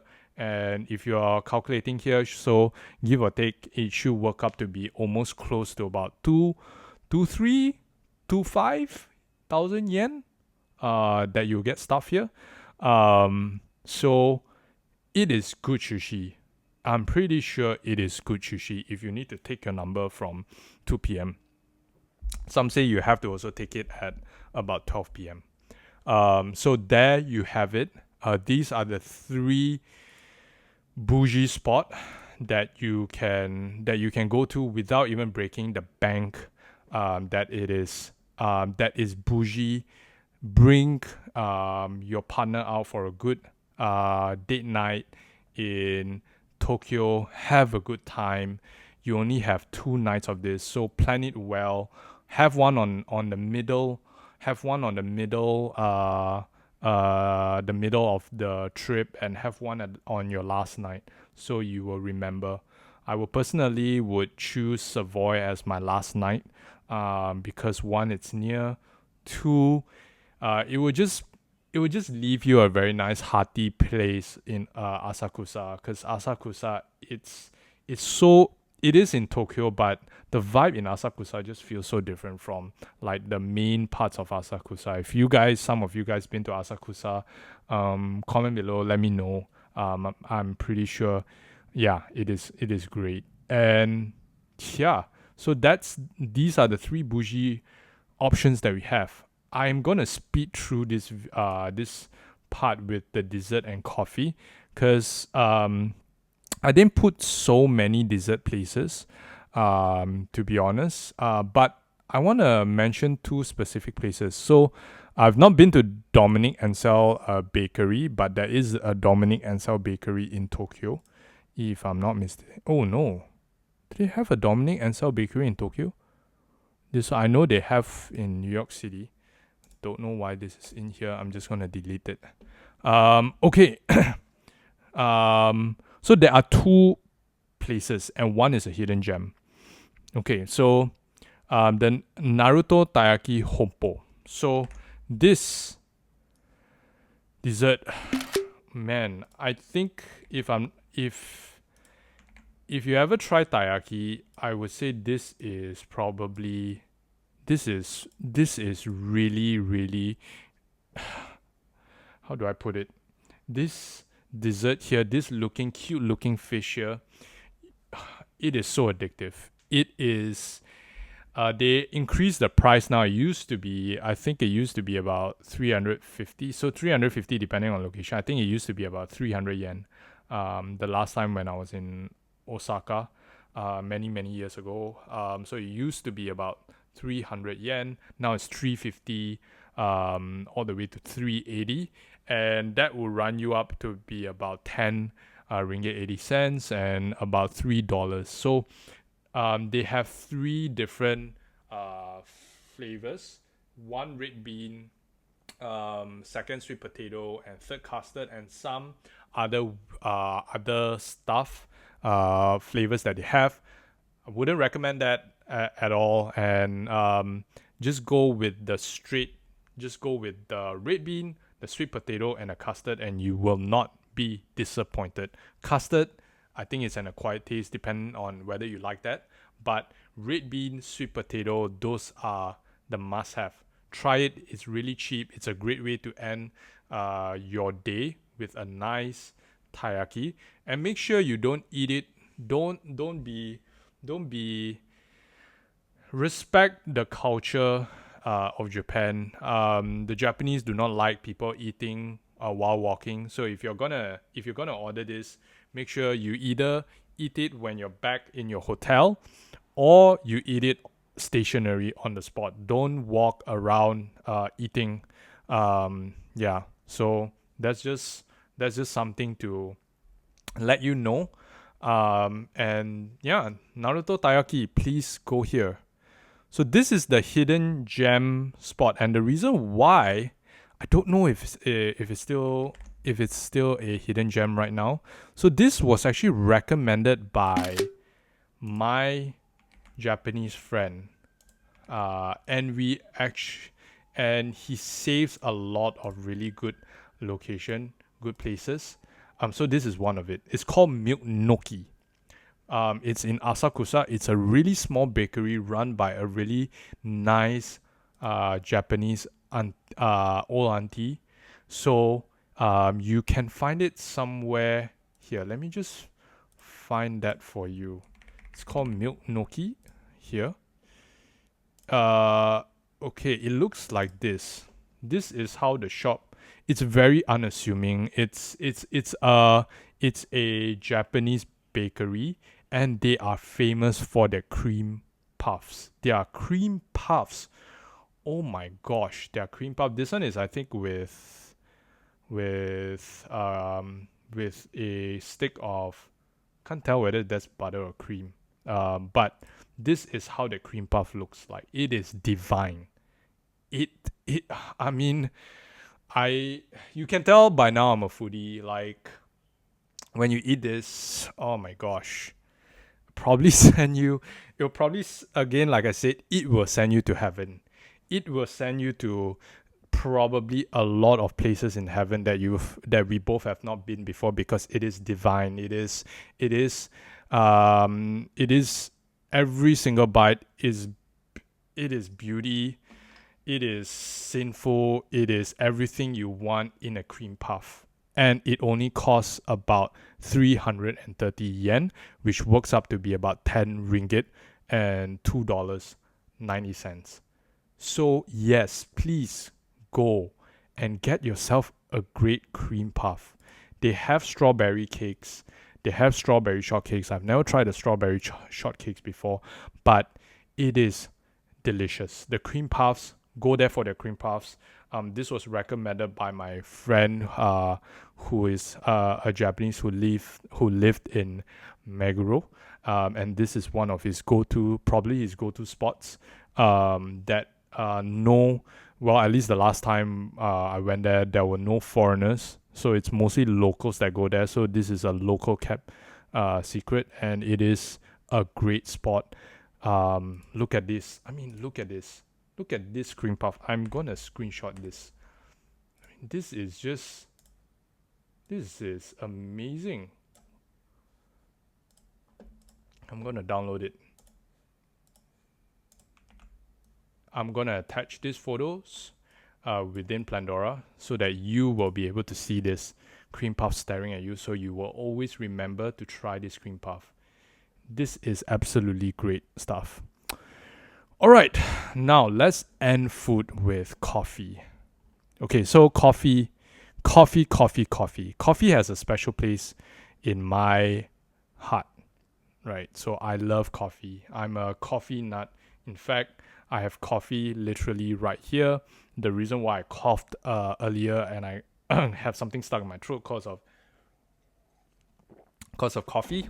And yes, so the fact that I love coffee so much, I've created my team and we've created an ebook on coffee. It's called Wayfinder, and we actually showcase 8 Tokyo coffee spots that you should go to if you're visiting Tokyo. It's not one of those ebooks where it's super high level. We actually source from social media where the coffee aficionados and the content creators are going to grab their morning coffee as soon as they wake up from their hotel. They leave their hotel, and the first thing that pops into their mind is like, where should I go for coffee? We did that research, and these are the 8 Tokyo coffee spots that you should check out, right? So the first place, this is not like, okay, I would say I'm gonna get some flag and some heat here, but I'm gonna say that Blue Bottle doesn't have the best coffee. Like, Blue Bottle has become something of like a destination place, but the Blue Bottle in Toyosu Park, it is beautiful. So you're going as much as for the coffee and the environment, right? So this is how it looks like. I'm just gonna put this photo here. I'll probably add the photo later in Pandora, but this is how it looks like. This coffee place.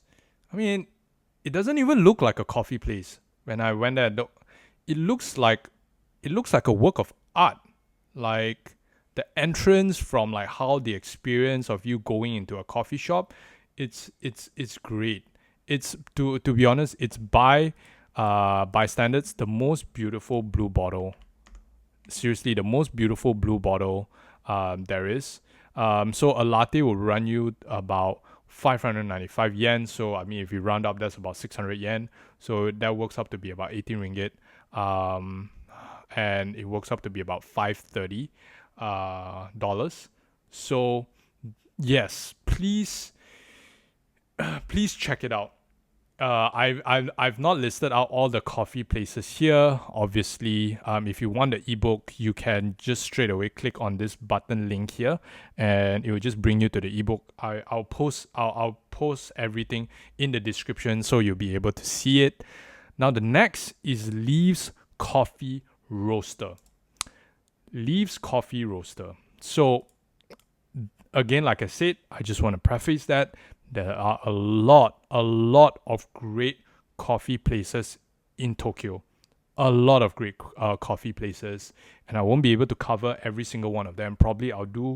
I'll probably do another video of coffee places, but yes, Leaf Coffee Roasters. Oh man, shit. Where do I start? Where seriously, where do I start? The one great thing about Leaves is that it's close to Asakusa. So I mean, it's probably a walk. I remember walking to Leaves, and it's about maybe 30 minutes. Yeah. So around like 26 minutes walk to Leaves. So it's a nice stroll. I remember like there's a bridge here. Oh shit. I spoke too soon. It's not a bridge. It's an underground tunnel here. So this is the bridge. So you probably have to cross here across this bridge. And you have to go across. So that's the golden turd. If you have seen this golden turd, you will know that you're at the right spot. So yes, Leaves Coffee. Let's jump to Leaves. All right. Leaves Coffee. If you have ever tasted Leaves Coffee, so I'll just start off with the vibe of the location, right? So you probably will want to come here early, right? So they only have a few seats here, and most of the time you need to line up. So these are all seats. These are all seats that you can sit here, but they're not comfortable. I've sat out here before in winter drinking my coffee. Probably I was freezing. I was definitely freezing my butt off, and I was drinking my coffee here. Still a great experience drinking coffee, but they only have a few seats, if you can see here by the table, right? So you probably have 1, 2, 3, 4, 5, 6, 7, and 8, 9, 10. So total there are 10 seats inside here, and you definitely would want to come here, at least as early as possible, because they can get really busy and you have to wait, right? And so here is the coffee. So if you're a black person like me, this coffee. So you remember when I said that the cream puffs will send you to heaven? This coffee here will send you to if heaven had a swimming pool and you can drink coffee within the swimming pool, that would be Leaves Coffee, man. If you whether you're having it hot or cold, the black it is divine.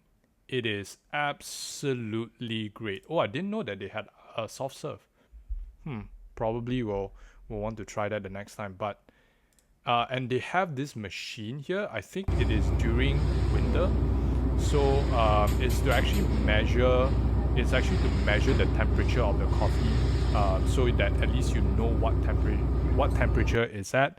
so you can drink it at the most optimal temperature, right? So Leaf's coffee is punching above the weight. It's one of the destination coffee spots that you have to go. If you don't go, you're gonna be missing out. So Leaf's Coffee, please go. And one small tidbit. I recall doing my research on Leaf's Coffee. The owner was actually an ex-boxer, right? I think probably he got tired of boxing as a career, and he decided to become a master in coffee and start roasting his own coffee beans. And the result the result is we now have a place to go to in Tokyo for really, really great coffee, for a chill day and a day of coffee exploration. So just a shout out to the latte. My wife dubbed the latte as the best latte she ever had in her life. Smooth, extremely smooth. The flavor notes is really, really depends on what beans that you choose. I like the one that is less fruity, but the flavor notes are extremely clear, super clear flavor notes, even mixed with the milk. And obviously, if you they use pure Japanese milk, and you can taste the sweetness of the milk mixed with the coffee, gives you the perfect latte that you can just sip and just chill, have a good conversation. And a lot of people come here to take really nice Instagrammable photos. So yes, Leaves Coffee, drop by, go there, you won't regret it. All right. Now the last coffee place. The last coffee place. This is not mentioned in the ebook. I don't think the coffee is good, but is it Leaves Coffee level? Probably not, but it's still good. The reason why I added Higuma donuts and coffee, X coffee rights here is because you get a total package of the pairing of donuts, which works great with coffee, and you get it's right. I think it's in it's in Shibuya. Let me check. Or is it in Harajuku? No, sorry. It's in Omotesando. So, you've probably seen this on social media a lot. A lot of people go there for, the donuts. The donuts are super fluffy, super spongy. I think the main star of this place is the donuts. It gives out main character vibes. The donuts gives out main character vibes. The coffee is kind of secondary character vibes. Doesn't give you main character vibes, but it goes really well with the donuts and the architecture. The setting here, it is so chill. Like you can sit right here outside. Probably that's like a really good space to be in. And then you can also do work, so it's work friendly. This guy is clearly on his laptop, so you can sit right here, and there is a staircase going down all the way here, and there is a table right here that you'll be able to sit, and you'll probably be able to sit more. So there are a lot of space for you to chill and relax. The reason why I added this is because if you are going to shop and you're gonna either window shopping or you're gonna do some shopping in Harajuku, Omotesando area, this is a good pit stop for you to just come here, chill, have a donut, and have your coffee before you make your way into more shopping, or if you want to end your day just seeing what stuff you have bought at Omotesando, Harajuku here. This is a great place. So I have listed how much it costs here. So it's about 580 yen. Let me just double check that for us. Let's see. Let's see. So, plain donuts is about 300 yen, right? So the sugar is 320, cinnamon is 320. So if you get cafe latte, that's about 700. Wow, this was in 2023. Let's find a more recent one. Okay, January 2025. Let's see. There you go. So cafe latte is about 750. So I'm just gonna put here. Plain is 320 to 750. So I'm just gonna use 750 as the benchmark. Okay. Right.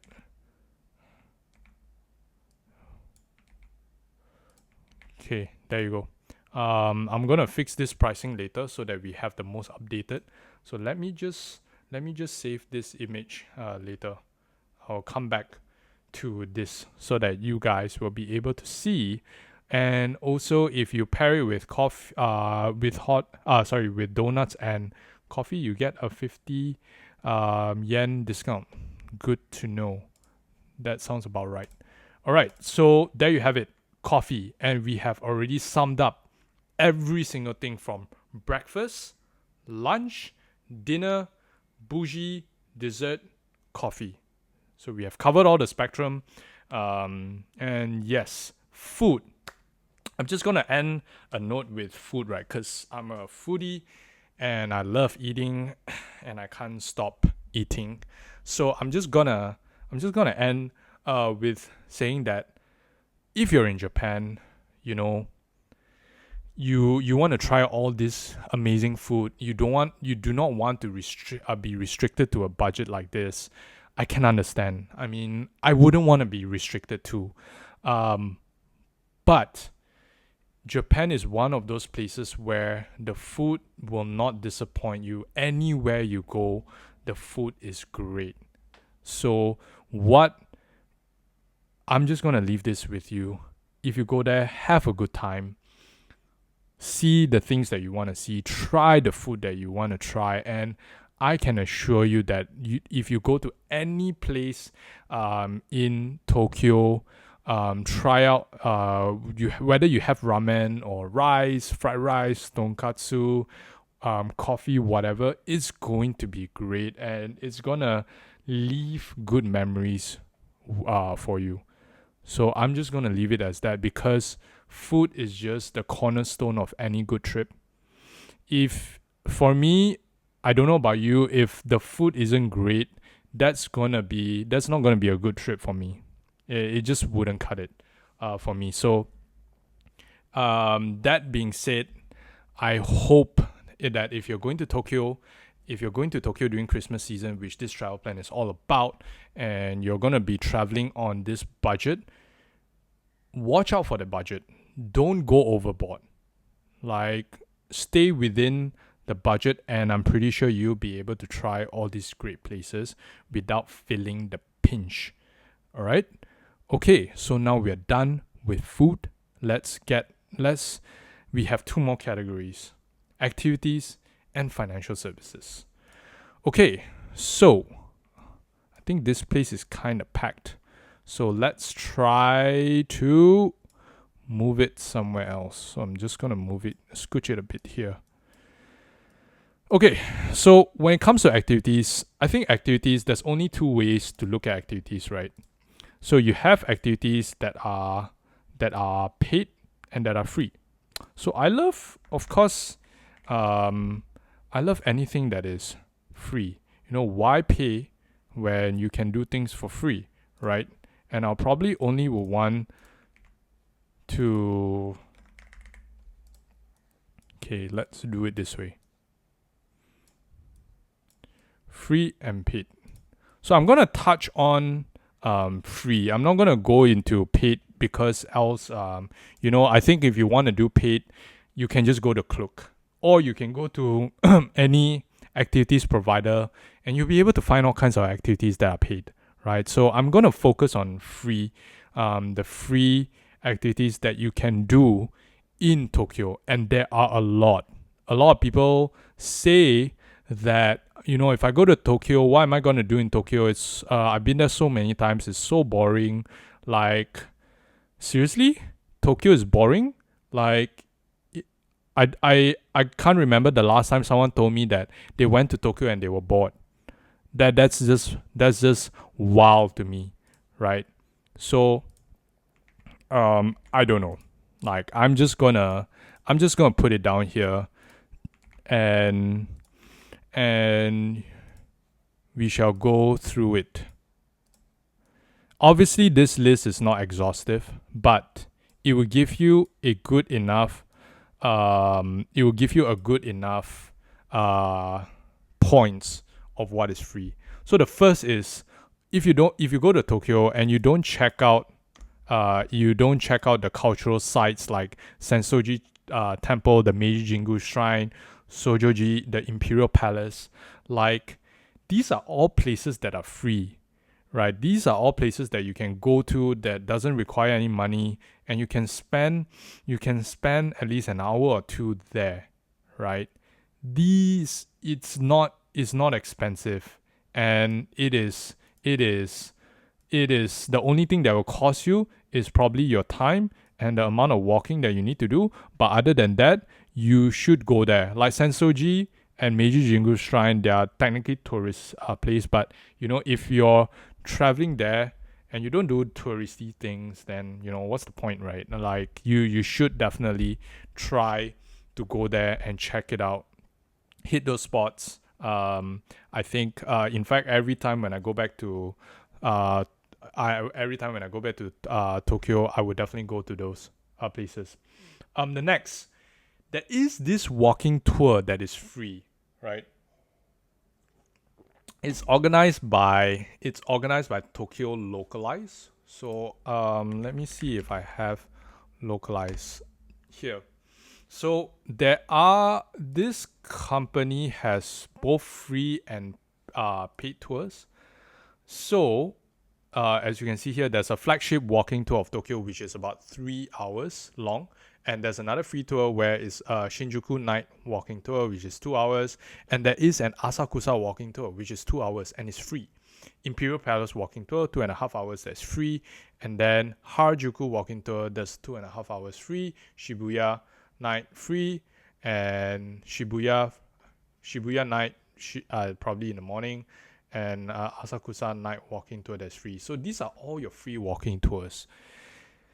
Now, let me tell you, if anyone wants to monetize or wants to sell tours that are paid, and on Klook or those companies who want to sell walking tours, whether you're doing it on Airbnb, Experience, or Klook, like, you don't have to pay for those if you want to be in on the tour. Like, this company, they do it for free. They're great. Walking tours. I'll probably do other few walking tours when I'm back. You should definitely check them out. Just give a tip, right? Like, if it's just like a $10 tip, whatever tip that you can give, right? So this helps them to have these free tours going. If you don't even want to give anything, that's fine too. But what I'm trying to say is that there are free things that you can do that will take up your time, right? And if you want to do paid tours, they also have paid tours, right? Like Yanaka Walking Tour, Tokyo, a private group if you want to book, a Kamakura Walking Tour if you're going to Kamakura, Sensoji Temple. I don't know why there's a paid tour for Sensoji Temple, to be honest. But there's a Shogun Imperial Palace tour as well. So you can definitely check out all these paid tours. But try out the free one, and it probably should be good. All right. So next, Asakusa Tourist Center. So if you go across the Sensoji Temple, let me just show you where this is. Asakusa Tourist Center. Wait. Oh, there. Asakusa Culture Tourist Information Center. So this is how it looks. Let me just see whether I can point the direction to the Sensoji. Sensoji. Hahaha. Yeah, it's literally just a walk. They are so close to each other. So the reason why I pointed out Asakusa Tourist Information Center to get all the way up to this floor, it's free. You will literally get a bird's eye view of the whole Asakusa for free. Just go all the way up, just go into the building, go into the lift, and just go all the way up to the top floor, and you have a free bird's eye view of the whole of Asakusa. Don't tell me I didn't tell you, because you don't have to pay, to go up into the Sky Tree, the Tokyo Sky Tree. Even though I think that would be nice, and it's not that expensive, but I think the free bird's eye view in Asakusa is good enough, and you can have it for free, or you can do both. That's entirely up to you, right? So the next will be Shibuya Starbucks at the Shibuya crossing. So this is the Starbucks crossing that it's great for people watching. You can see the Shibuya crossing. There are a lot of other great places to actually catch the whole Shibuya crossing. If I'm not mistaken, this Shibuya Starbucks is in Tsutaya. Let me just double check that for you guys. Starbucks Shibuya. This one. Bingo. So you'll be able to see the Shibuya crossing scramble. There you go.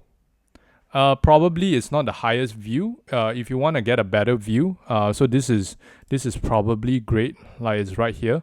This is probably great for pictures, and most people come here for pictures. But if you want to go to a higher floor, I think there are other buildings. There are other buildings around. I remember going into this building, another building here. Yeah, if I remember correctly, but it's not like the Shibuya crossing that you'll be able to see here.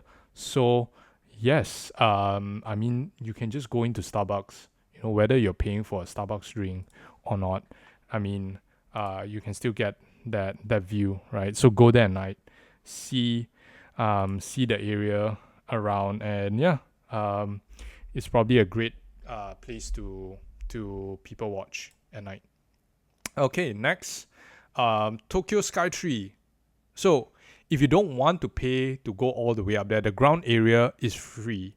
And the ground area also around Tokyo Sky Tree is a mall, right? So you can just walk around or have dinner around that area. So this area here, it's a mall. It's a free, you can walk, right? They even have the aquarium. I've never been to the aquarium before, but probably the next time I probably would visit the aquarium, just so that I can, even Osaka Aquarium is nice. If you've been to Osaka, probably we'll do another episode of that. But yes, this whole area here is free. Just go there, walk around. If it's during winter, it's beautiful, cold. Have dinner around this area and just walk. This whole area here is nice. I think. Wait, let me just. Tokyo Sky Tree. Let's see the direction from Tosei Cocoon. Oh, it is walkable. So you can. It's a 19 minutes walk, and again, like I said, 19 minutes would, most of us who live in Singapore or KL will probably think like walking 19 minutes to a destination is crazy under this heat. But if you're walking in winter with snow falling and with a temperature that is probably negative or single digit, it is nice to walk. It is nice if you like the cold. If you don't like the cold, then I'm sorry for you. But if you don't like the cold, just make sure that you just have much more beefier down jacket so that you can withstand the cold. But it's a nice walk. It is a really nice walk. You have to cross the bridge at night, and you probably would walk and take a bit of photos before you reach the sky tree. So yes, that is sky tree covered. Now Tokyo Plaza. Tokyo Plaza have occasional exhibitions that are free. So this is something that I've learned. Tokyo Plaza is just one of those malls. Every single mall that you go to, you might stumble on exhibitions that happen every now and then. So you will want to go to a mall if you truly have nothing to do, if you truly don't know what to do, and your spouse is asking you, babe, what are we gonna do now? So the first I will think in my head like, oh, why didn't I plan? Right? And now we are wasting time. But if it's free and easy, babe, what are we gonna do? If you really, really, truly ran out of options and the last thing on your mind, you have ran out of options, the best thing I would say is just go to a mall, and you probably get some inspiration because you probably see some exhibitions and will probably lead you to the next spot of where to go. Go to any malls. Just go to a mall. There's so many things to do in Tokyo, and if you truly ran out of options, the mall is just one of it. All right, next, Yoyogi Park. So Yoyogi Park or any other parks, right? So Yoyogi, let me just fix this. I'm just gonna add this. Parks. So there are quite a few parks in Tokyo. Yoyogi is one of them. Go to the parks if it's during winter, or spring. Go to the parks, visit the parks, walk around, grab a coffee nearby, relax, have a chill time with your wife or your husband or your partner. Chill in the park, talk about life, reflect about the year. If you're going end of this year, reflect 1 year, what have you accomplished in that 1 year. Sorry for going a bit too deep, but yeah, the parks, there's something about Japan where the parks there almost feels very spiritual, like you're just walking into a place that just really feels good. So go to a park, grab a coffee or tea, whatever that you like. Just just chill, right? The last would be window shopping. I don't think I want to explain too much about this. I think it's self-explanatory. Like Omotesando, Harajuku, Ginza, Shibuya, these are all like shopping spots that you can just go and just check it out, whether you buy things. And thrift shopping in Tokyo is great if you're doing like vintage shopping or you're doing secondhand shopping, whether is it gadgets that you're buying or clothes. Shopping is great. Yeah. That just to add that, if you're only window shopping, that's a free activity. Okay, we are done with activities. We are done on that front. Now let's jump into financial services. I am going to put financial services here. I'm just going to delete paid because, yeah. Okay, financial services is going to be super quick, right? I am just going to type out here so that probably save us much more time. So I'm going to list out, I'm going to share with you my previous life before starting Pandora was working for a financial services. I worked technically my whole life, my whole career. I worked for financial services companies, fintech companies, and I do have a bit of experience on this field. So in terms of financial services, the key one, communication. let's put communication here, insurance, payments. What else? I think that's those are pretty much it. Those are pretty much your core things. I'm not gonna talk about services. Whether you want to bring your bags or your luggages. I think those are all optional. I'm just gonna touch on the core. So communications, eSIMs. So don't be an idiot like me. Because I recall that I bought Aerolo. So I was on the Aerolo eSIM. I was on the Aerolo eSIM for like my whole entire trip. So I was paying like 2 gig every single I think 2 or 3 days, right? And 2 gig on Aerolo is about like 6 if not mistaken 6 USD. So I was paying about 10 gig if I'm not mistaken. So 10 gig that is $6. So I paid about 5 times, right? So 10. So 10 times 6, that's 30. Which is I technically paid Aerolo 30 US for just eSIM, right? So please don't be an idiot. Please don't be an idiot like me, paying, constantly paying, and on top of that, because I was charging it to my Apple Pay that is linked to my Wise. So in 5 times, whenever I make the transaction 5 times, I'm incurring in FX charges, which is on top of that is not just a pure $30 that I'm paying. It's probably like a markup of maybe 32 or 33, right? So you can save all of that by just buying something like this. This is something that I found out. Japan Wireless eSIM.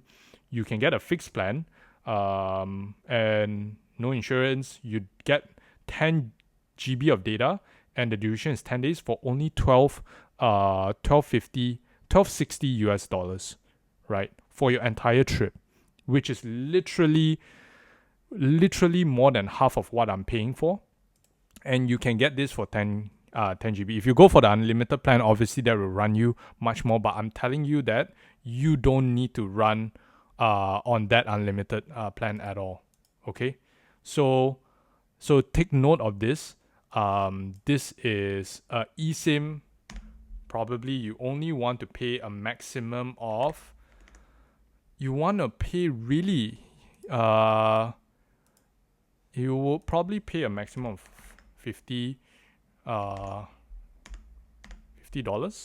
and then that's like 15 sing, right? And you can obviously do Aerolo if you like you have a favorite eSIM provider that you like. Just make sure you buy enough for what you need in the whole stay. If not, you're just gonna be charging your card constantly for the eSIM. Next, insurance. Just get your preferred insurer. So this could be from AIA or AIA, MSIG, whoever, right? That offers great travel insurance, and this is subjective to everyone. But I'll probably be doing about 40 ringgit here. So that's about $12, more or less, within this range, so I don't go overboard. Now with payments, okay, we have come to the payments part. I personally use Wise. I'm loaded with Wise all the time, so I use my Wise card, and I think it does the job. All the buses, I'm not sure if all the buses accept cards, which I believe they do. But the metros, they all accept cards, and that includes Apple Pay. So my tip here would be preload your budget upfront to avoid constant FX conversion fee. So assuming that your budget your budget is, let's say, 1,000, preload it with 500 ringgit. or if in this case is Sing dollar, that would be about 300. So preload it up with 150 into your Wise, or some folks may use Utrip or Revolut. So that's entirely up to what your preference are. Tip 2, they allow Wise allow 2 free ATM withdrawals up to 1,000 ringgit or 350 Sing. So I think Wise is great. Always have that Wise card with you. And the last part that I'm gonna end is your Suica or Icoca card. Okay, so this card. So this is a cute little penguin. So this Icoca card is mine, that is linked up to my Apple Pay. And what I understand from the Icoca card and the Suica card is you need to give a deposit of 500 yen, right? It is refundable if you return it. So the use case is that you can use your IC card at all the trains, vending machine and convenience store. So the reason why you would want to have this as a backup instead of your Wise is just purely on acceptance, and I find it much easier to pay if you're a tourist to pay using your Icoca and Suica card, right? So this is just really preference, but I think you would want to actually dabble between your Suica and Icoca card and whatever credit card or debit card that you have. So this allows you to be more flexible. The last part I am going to talk about is cash. So we have your Wise, we have Suica slash Icoca, and then cash. So unfortunately, Japan is still a very cash run country. I don't know why that is still the case, especially in this world. But obviously, for locals, most locals would use PayPay. But as a tourist, cash is still heavily accepted elsewhere. So the rule of thumb here is you want to split 50-50.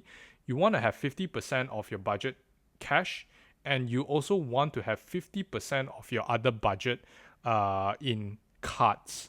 Directly in your cards, whether you want to split it 25% in your Icoca or your Suica card, and 25% within your Wise or whatever other payment mechanism, card payment mechanism that you use. That is entirely up to you. Yeah. So make sure that you still have cash, because these countries are still very cash dependent, and I'm pretty sure you already know this. And if you don't, here's me telling you that cash is still important. So please get your cash in your home country. Do not do your cash conversion in Japan, simply because one is going to cost you more money to do that conversion with your own currency. Only do it if you really have no choice. So it pays to be prepared, so that you don't have to spend more money than you already need to.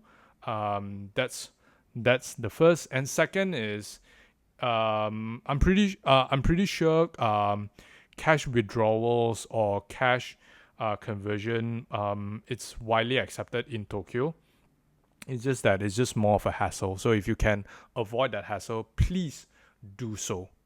Okay, so that I would say, yeah, that is pretty much it, right? So we have worked up on financial services.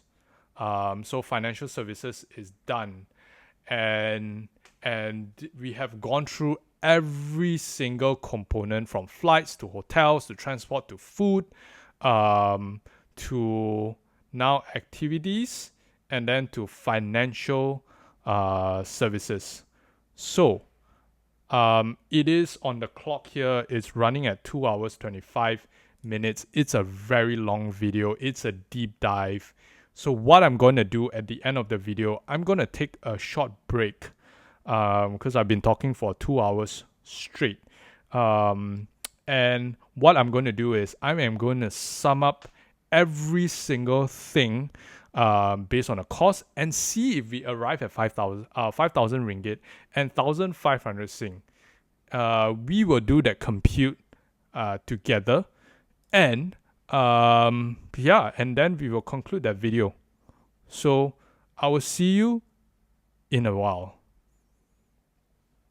Okay, yeah, I don't think I did that well for that closing, but here it is. I'll see you in a while. Let me take a break. Bam. All right, we are back. I just took a break and I realized I've been talking for over 2 hours, 25 minutes to you guys, breaking every single thing down. So I'm just gonna do a special shout out to Pandora. As you can see, this is the product that I've poured my heart and soul into this, and I just want to share with you guys. Your support would mean a lot to me and to the team of what we have put a lot of our time and effort into building, and we want to make sure that you'll be able to DIY your travel much more easier and to use it on a daily basis. So Pandora is a daily travel app that you can use it on a daily basis, and I'll probably show you how you can do it much more in a separate video. So I will actually do a demo of Pandora and share it to everyone why Pandora is awesome. I'm biased for sure, but I know we built a pretty great product, and I really want to show it to you guys to share what we have created to you guys, and you'll be able to actually see it when I actually drop the link in the description below, so you'll be able to see every single detail. I'll probably need to update it for sure. And so right now, just a short shout out. Please subscribe to the channel if you like this deep dive episode, whether it has brought value to you.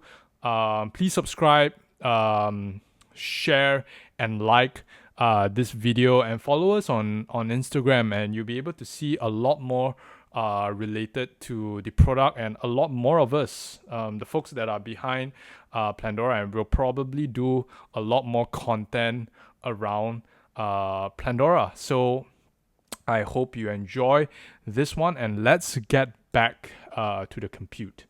All right.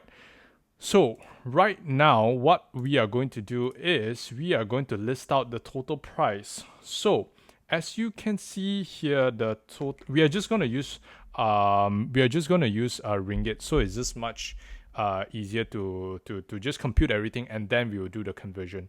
So RM2482, this is the price, and it will just keep increasing. Just FYI on that, because the last time when I checked this price, I'm pretty sure, because I took a screenshot, it was $756, which worked up to be about 200, which works up to 756 works up to be about 2,300.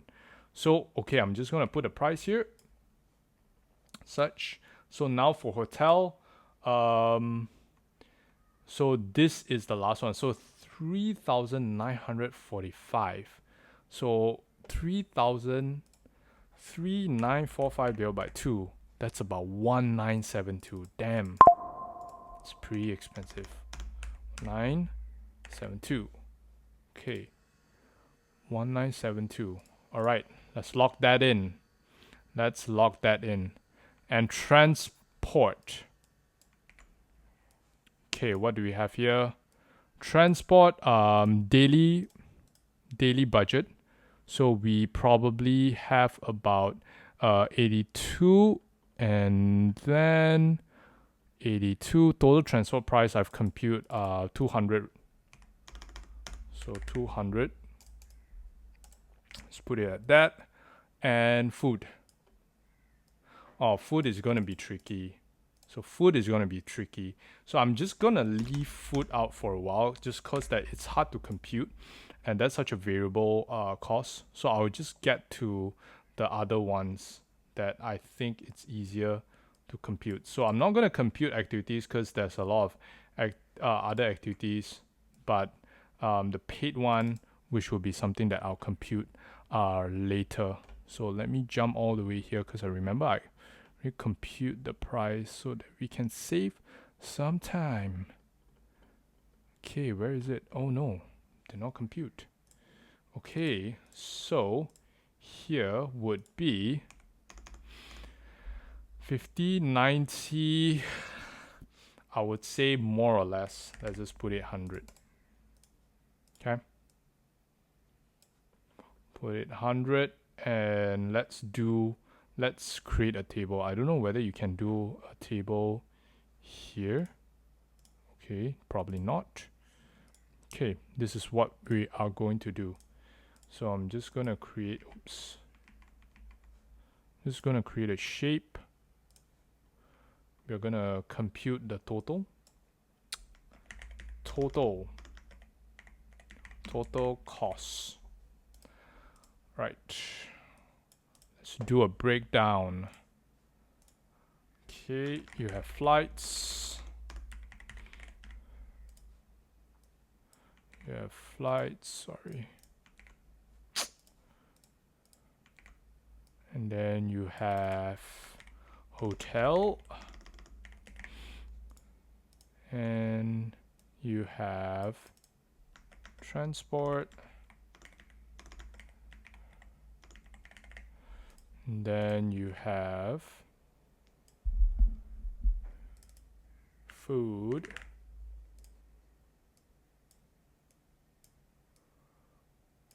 And you have activities.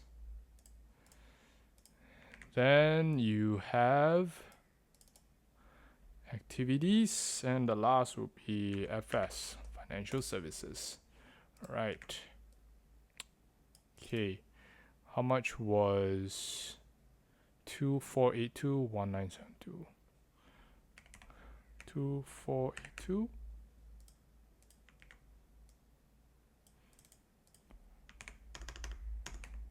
972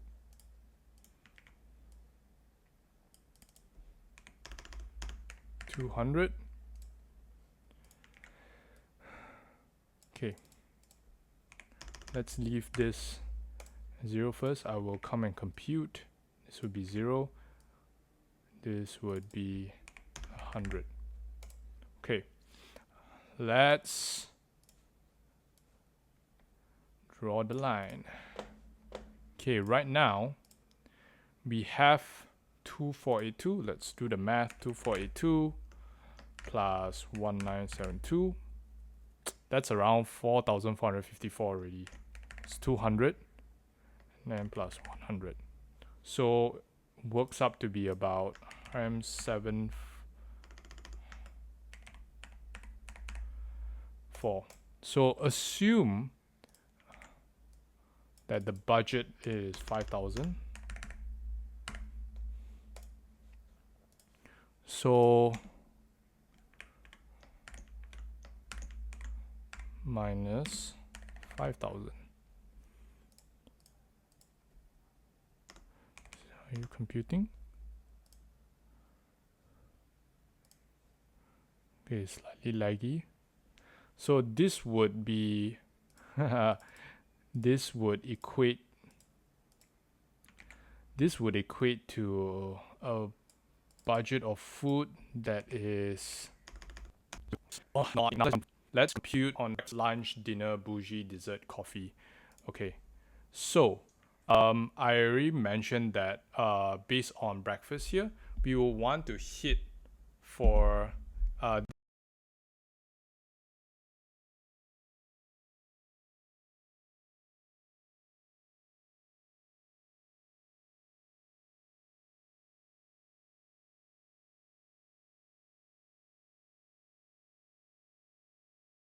this breakfast probably I think this isn't right, so we need to hit about, let's see, where is breakfast?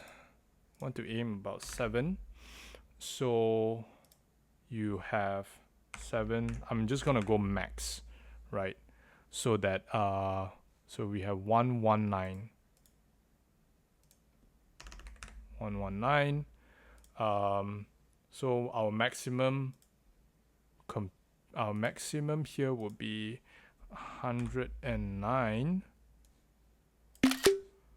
Let's do this.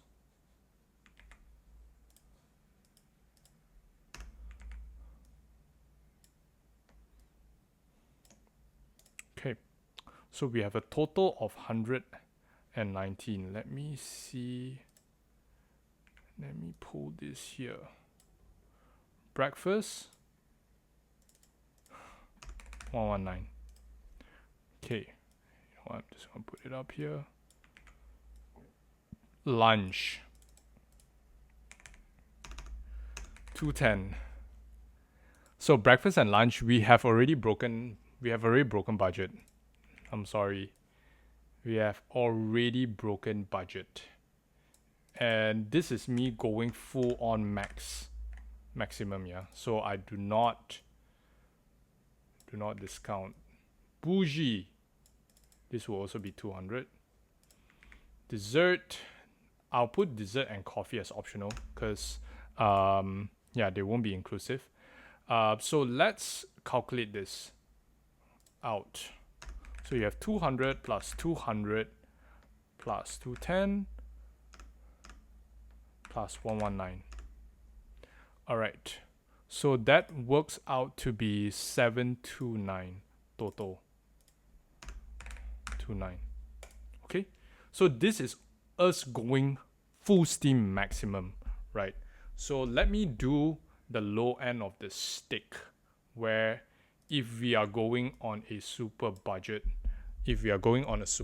where that would be. Let me just compute that.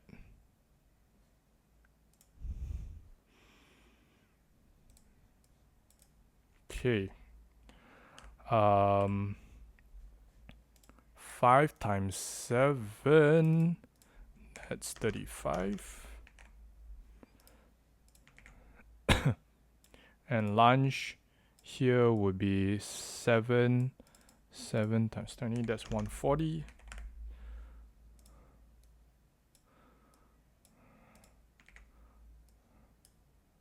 Okay, let's move this aside. Okay, 35 to 40. Honestly, I think we can do lesser than that. To be fair, I think we should go to 25, because I'm pretty sure we'll be able to do 25 for dinner. So that would be 125. Okay. And bougie. Yeah, we are not gonna touch with bougie because you know it's bougie. Let's go to the max bougie range. So let's not you know, let's not discount bougie. So 200 plus 125 plus 140 plus 35. That is 500. So okay, now we have two range. Now let's go back to our total cost. This is what I'm gonna do. Okay.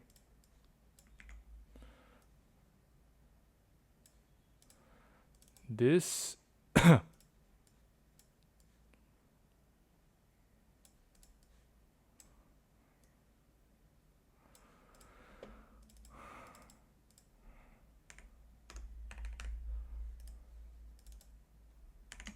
max. And then this will be min.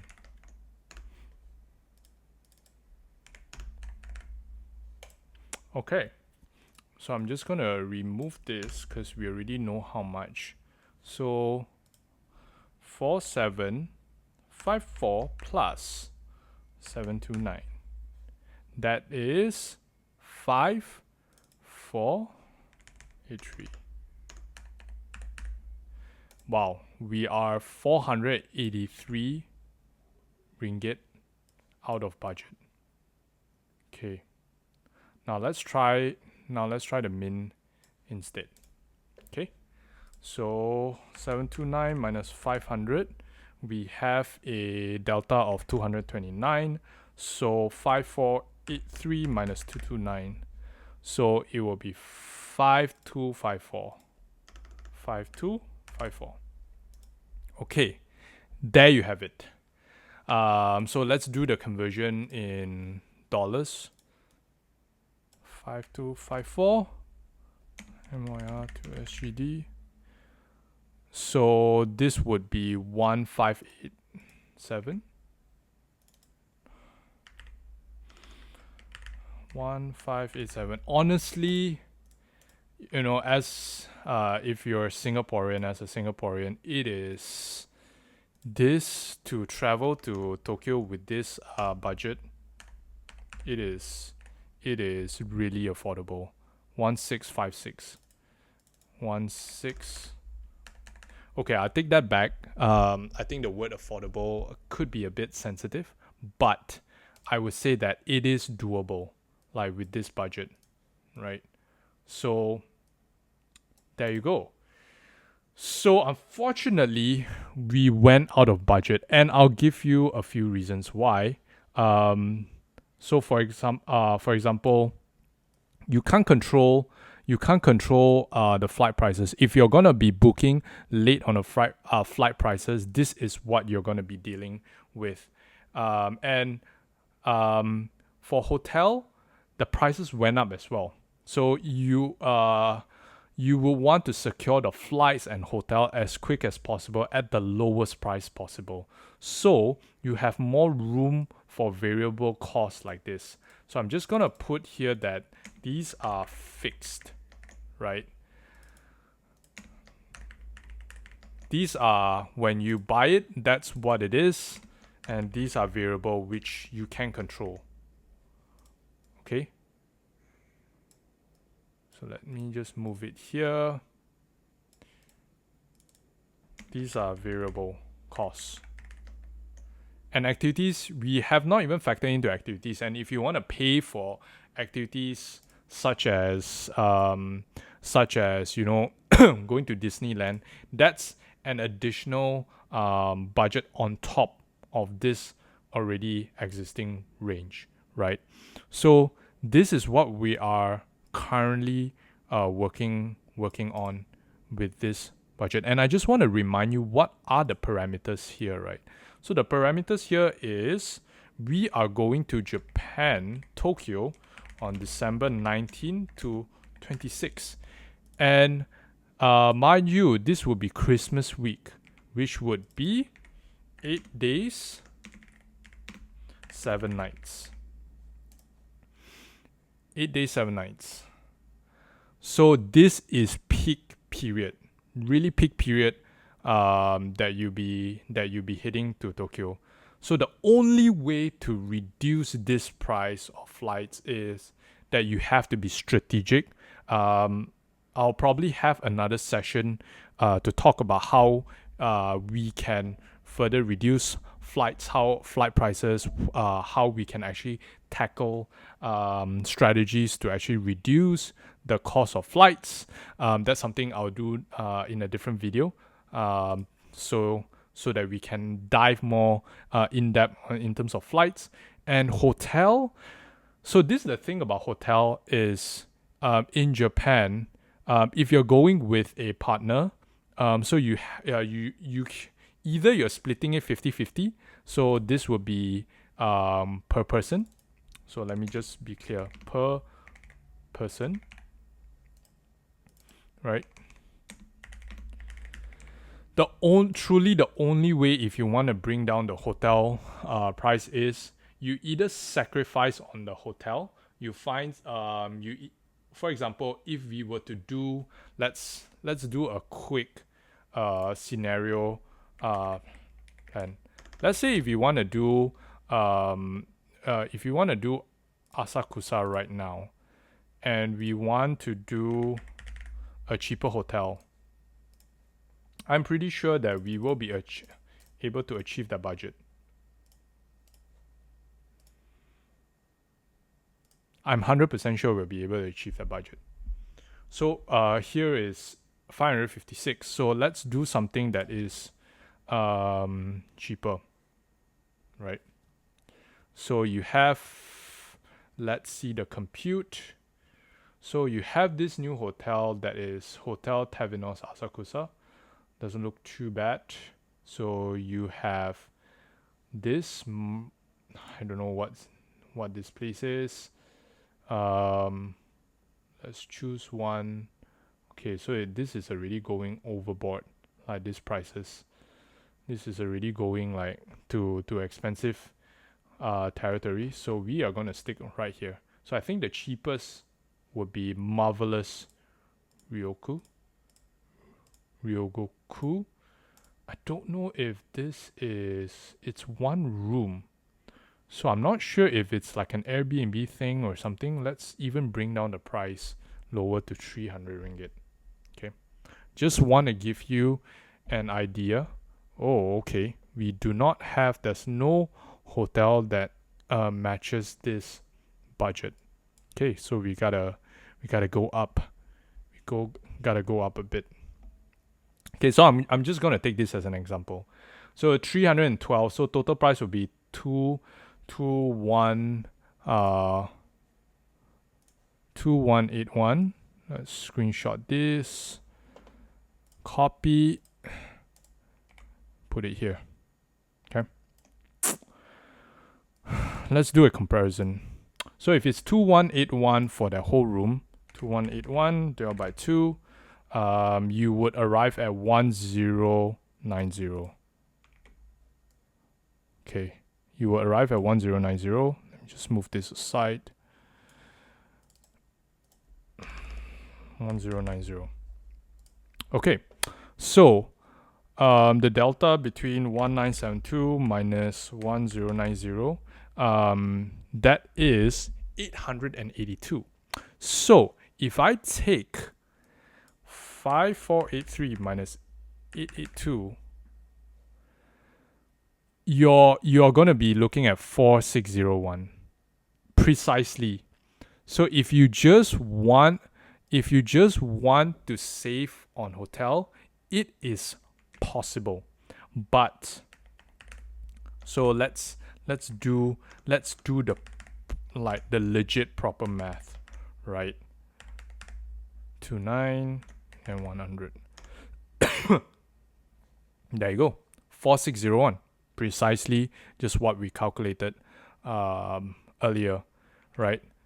So you can achieve these prices, but you will want to sacrifice on the hotel. The hotel that I've chosen is a really nice place, but if you don't mind staying at this place, I have no idea where this place is, but again, like I said, if you don't mind staying here and you don't mind cutting costs on where you're staying, then this is actually a good alternative, which would actually bring you down to 4601. There you go.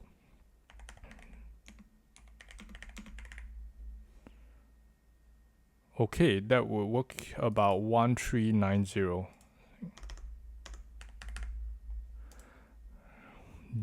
That's actually pretty affordable, right? That is actually pretty affordable. So let's look at 5254. that's 4372.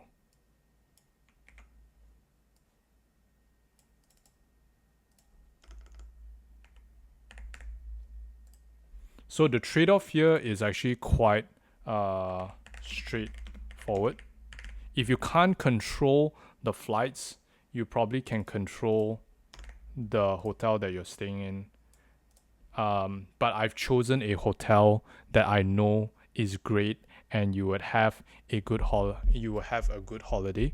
But like what most people would say that most of the time you'll be outdoors. You probably won't come back to the hotel that often. So yeah. If you don't want to spend so much on a hotel, this will be the price that you'll be looking at. And yes, you will be able to hit the budget for sure. So there you have it. This is the deep dive of Tokyo in 1 week for Christmas. So you'll be going through Christmas, and it is possible. It is very possible. It is possible to achieve this price, and I'm pretty sure a lot of people can head to Tokyo. And this prices, this is literally end of the year, by the way. So if you're looking to go to Tokyo end of the year for Christmas at these dates, I'm just gonna be even clearer this 2025. Yeah, it is possible to go at this price. You don't have to pay a tour company that tells you that, oh, you're able to go to Tokyo for 3,000 ringgit or 1,000 Sing dollar, and it's a scam, or they promise you all kinds of things. I'm not a fan of tours. I have always been a fan of doing it DIY style. So this will be the price that you'll be running at. I'm just gonna bold this right here so that you can appreciate. So if you were to reduce your budget to this price, you probably could add your activities, some paid activities here, right? You will have a budget of 400 more, or if you're fine with free activities, you can even bump this up to 111, right? And that will allow you to try out more different food. You can go to more cafes, you can go to more restaurants, and yes, it is doable. But just know that you have to sacrifice something, and it does seem that the hotel would be the part that is the sacrificial part.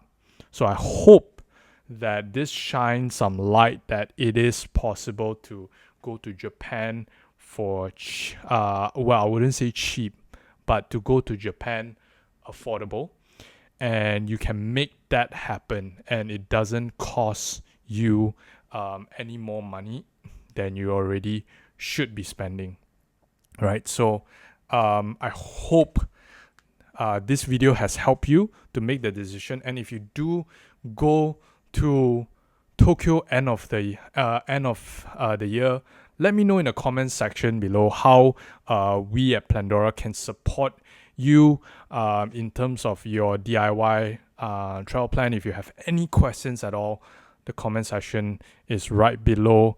Feel free to shoot your comments, and I'll answer them. My team will answer them, and we will make sure that you have a good trip, and you'll be able to save.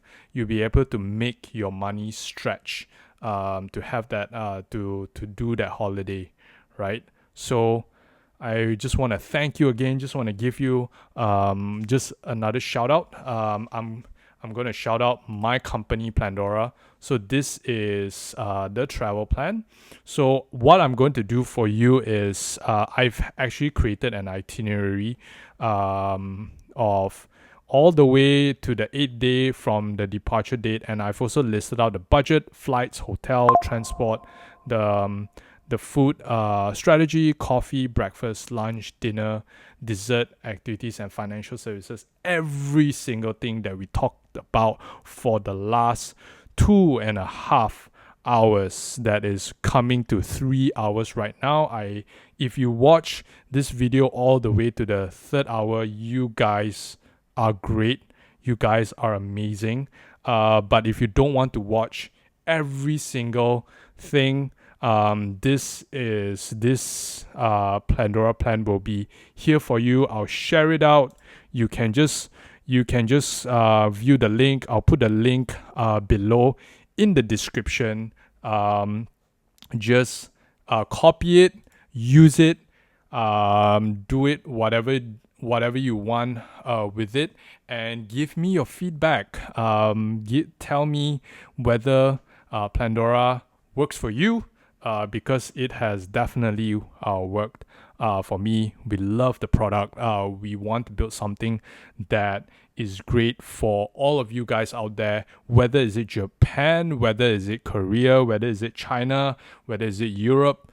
We will be building something that you can definitely use to do your DIY plans, and you can use Pandora on a daily basis. That is what we are going to be building for. Follow us on Pandora Hub on Instagram so that you can find more details about us. And if I've not mentioned at all already, please like, subscribe, and share this video to someone who is going to Tokyo. And I will see you guys very, very soon. We will do another deep dive to another location, and we'll probably be spending a lot more time with each other with a video similar like this. Other than that, I hope this video has helped you in some way, some sense, so that you'll be able to travel to these places without breaking your bank. And this is probably the most deep dive video that I've seen on YouTube, that covers almost every single aspect. If I have not covered any of the aspect, please put your comments down in the description, and I'll be there to answer any questions that you have. I hope you have a great day, and I hope that you're planning a great trip with your friends and your family come Christmas. And yeah, who knows, I might just see you there again in Tokyo. If you do, please let me know, and I'll see you in the next video. Bye bye. See you guys.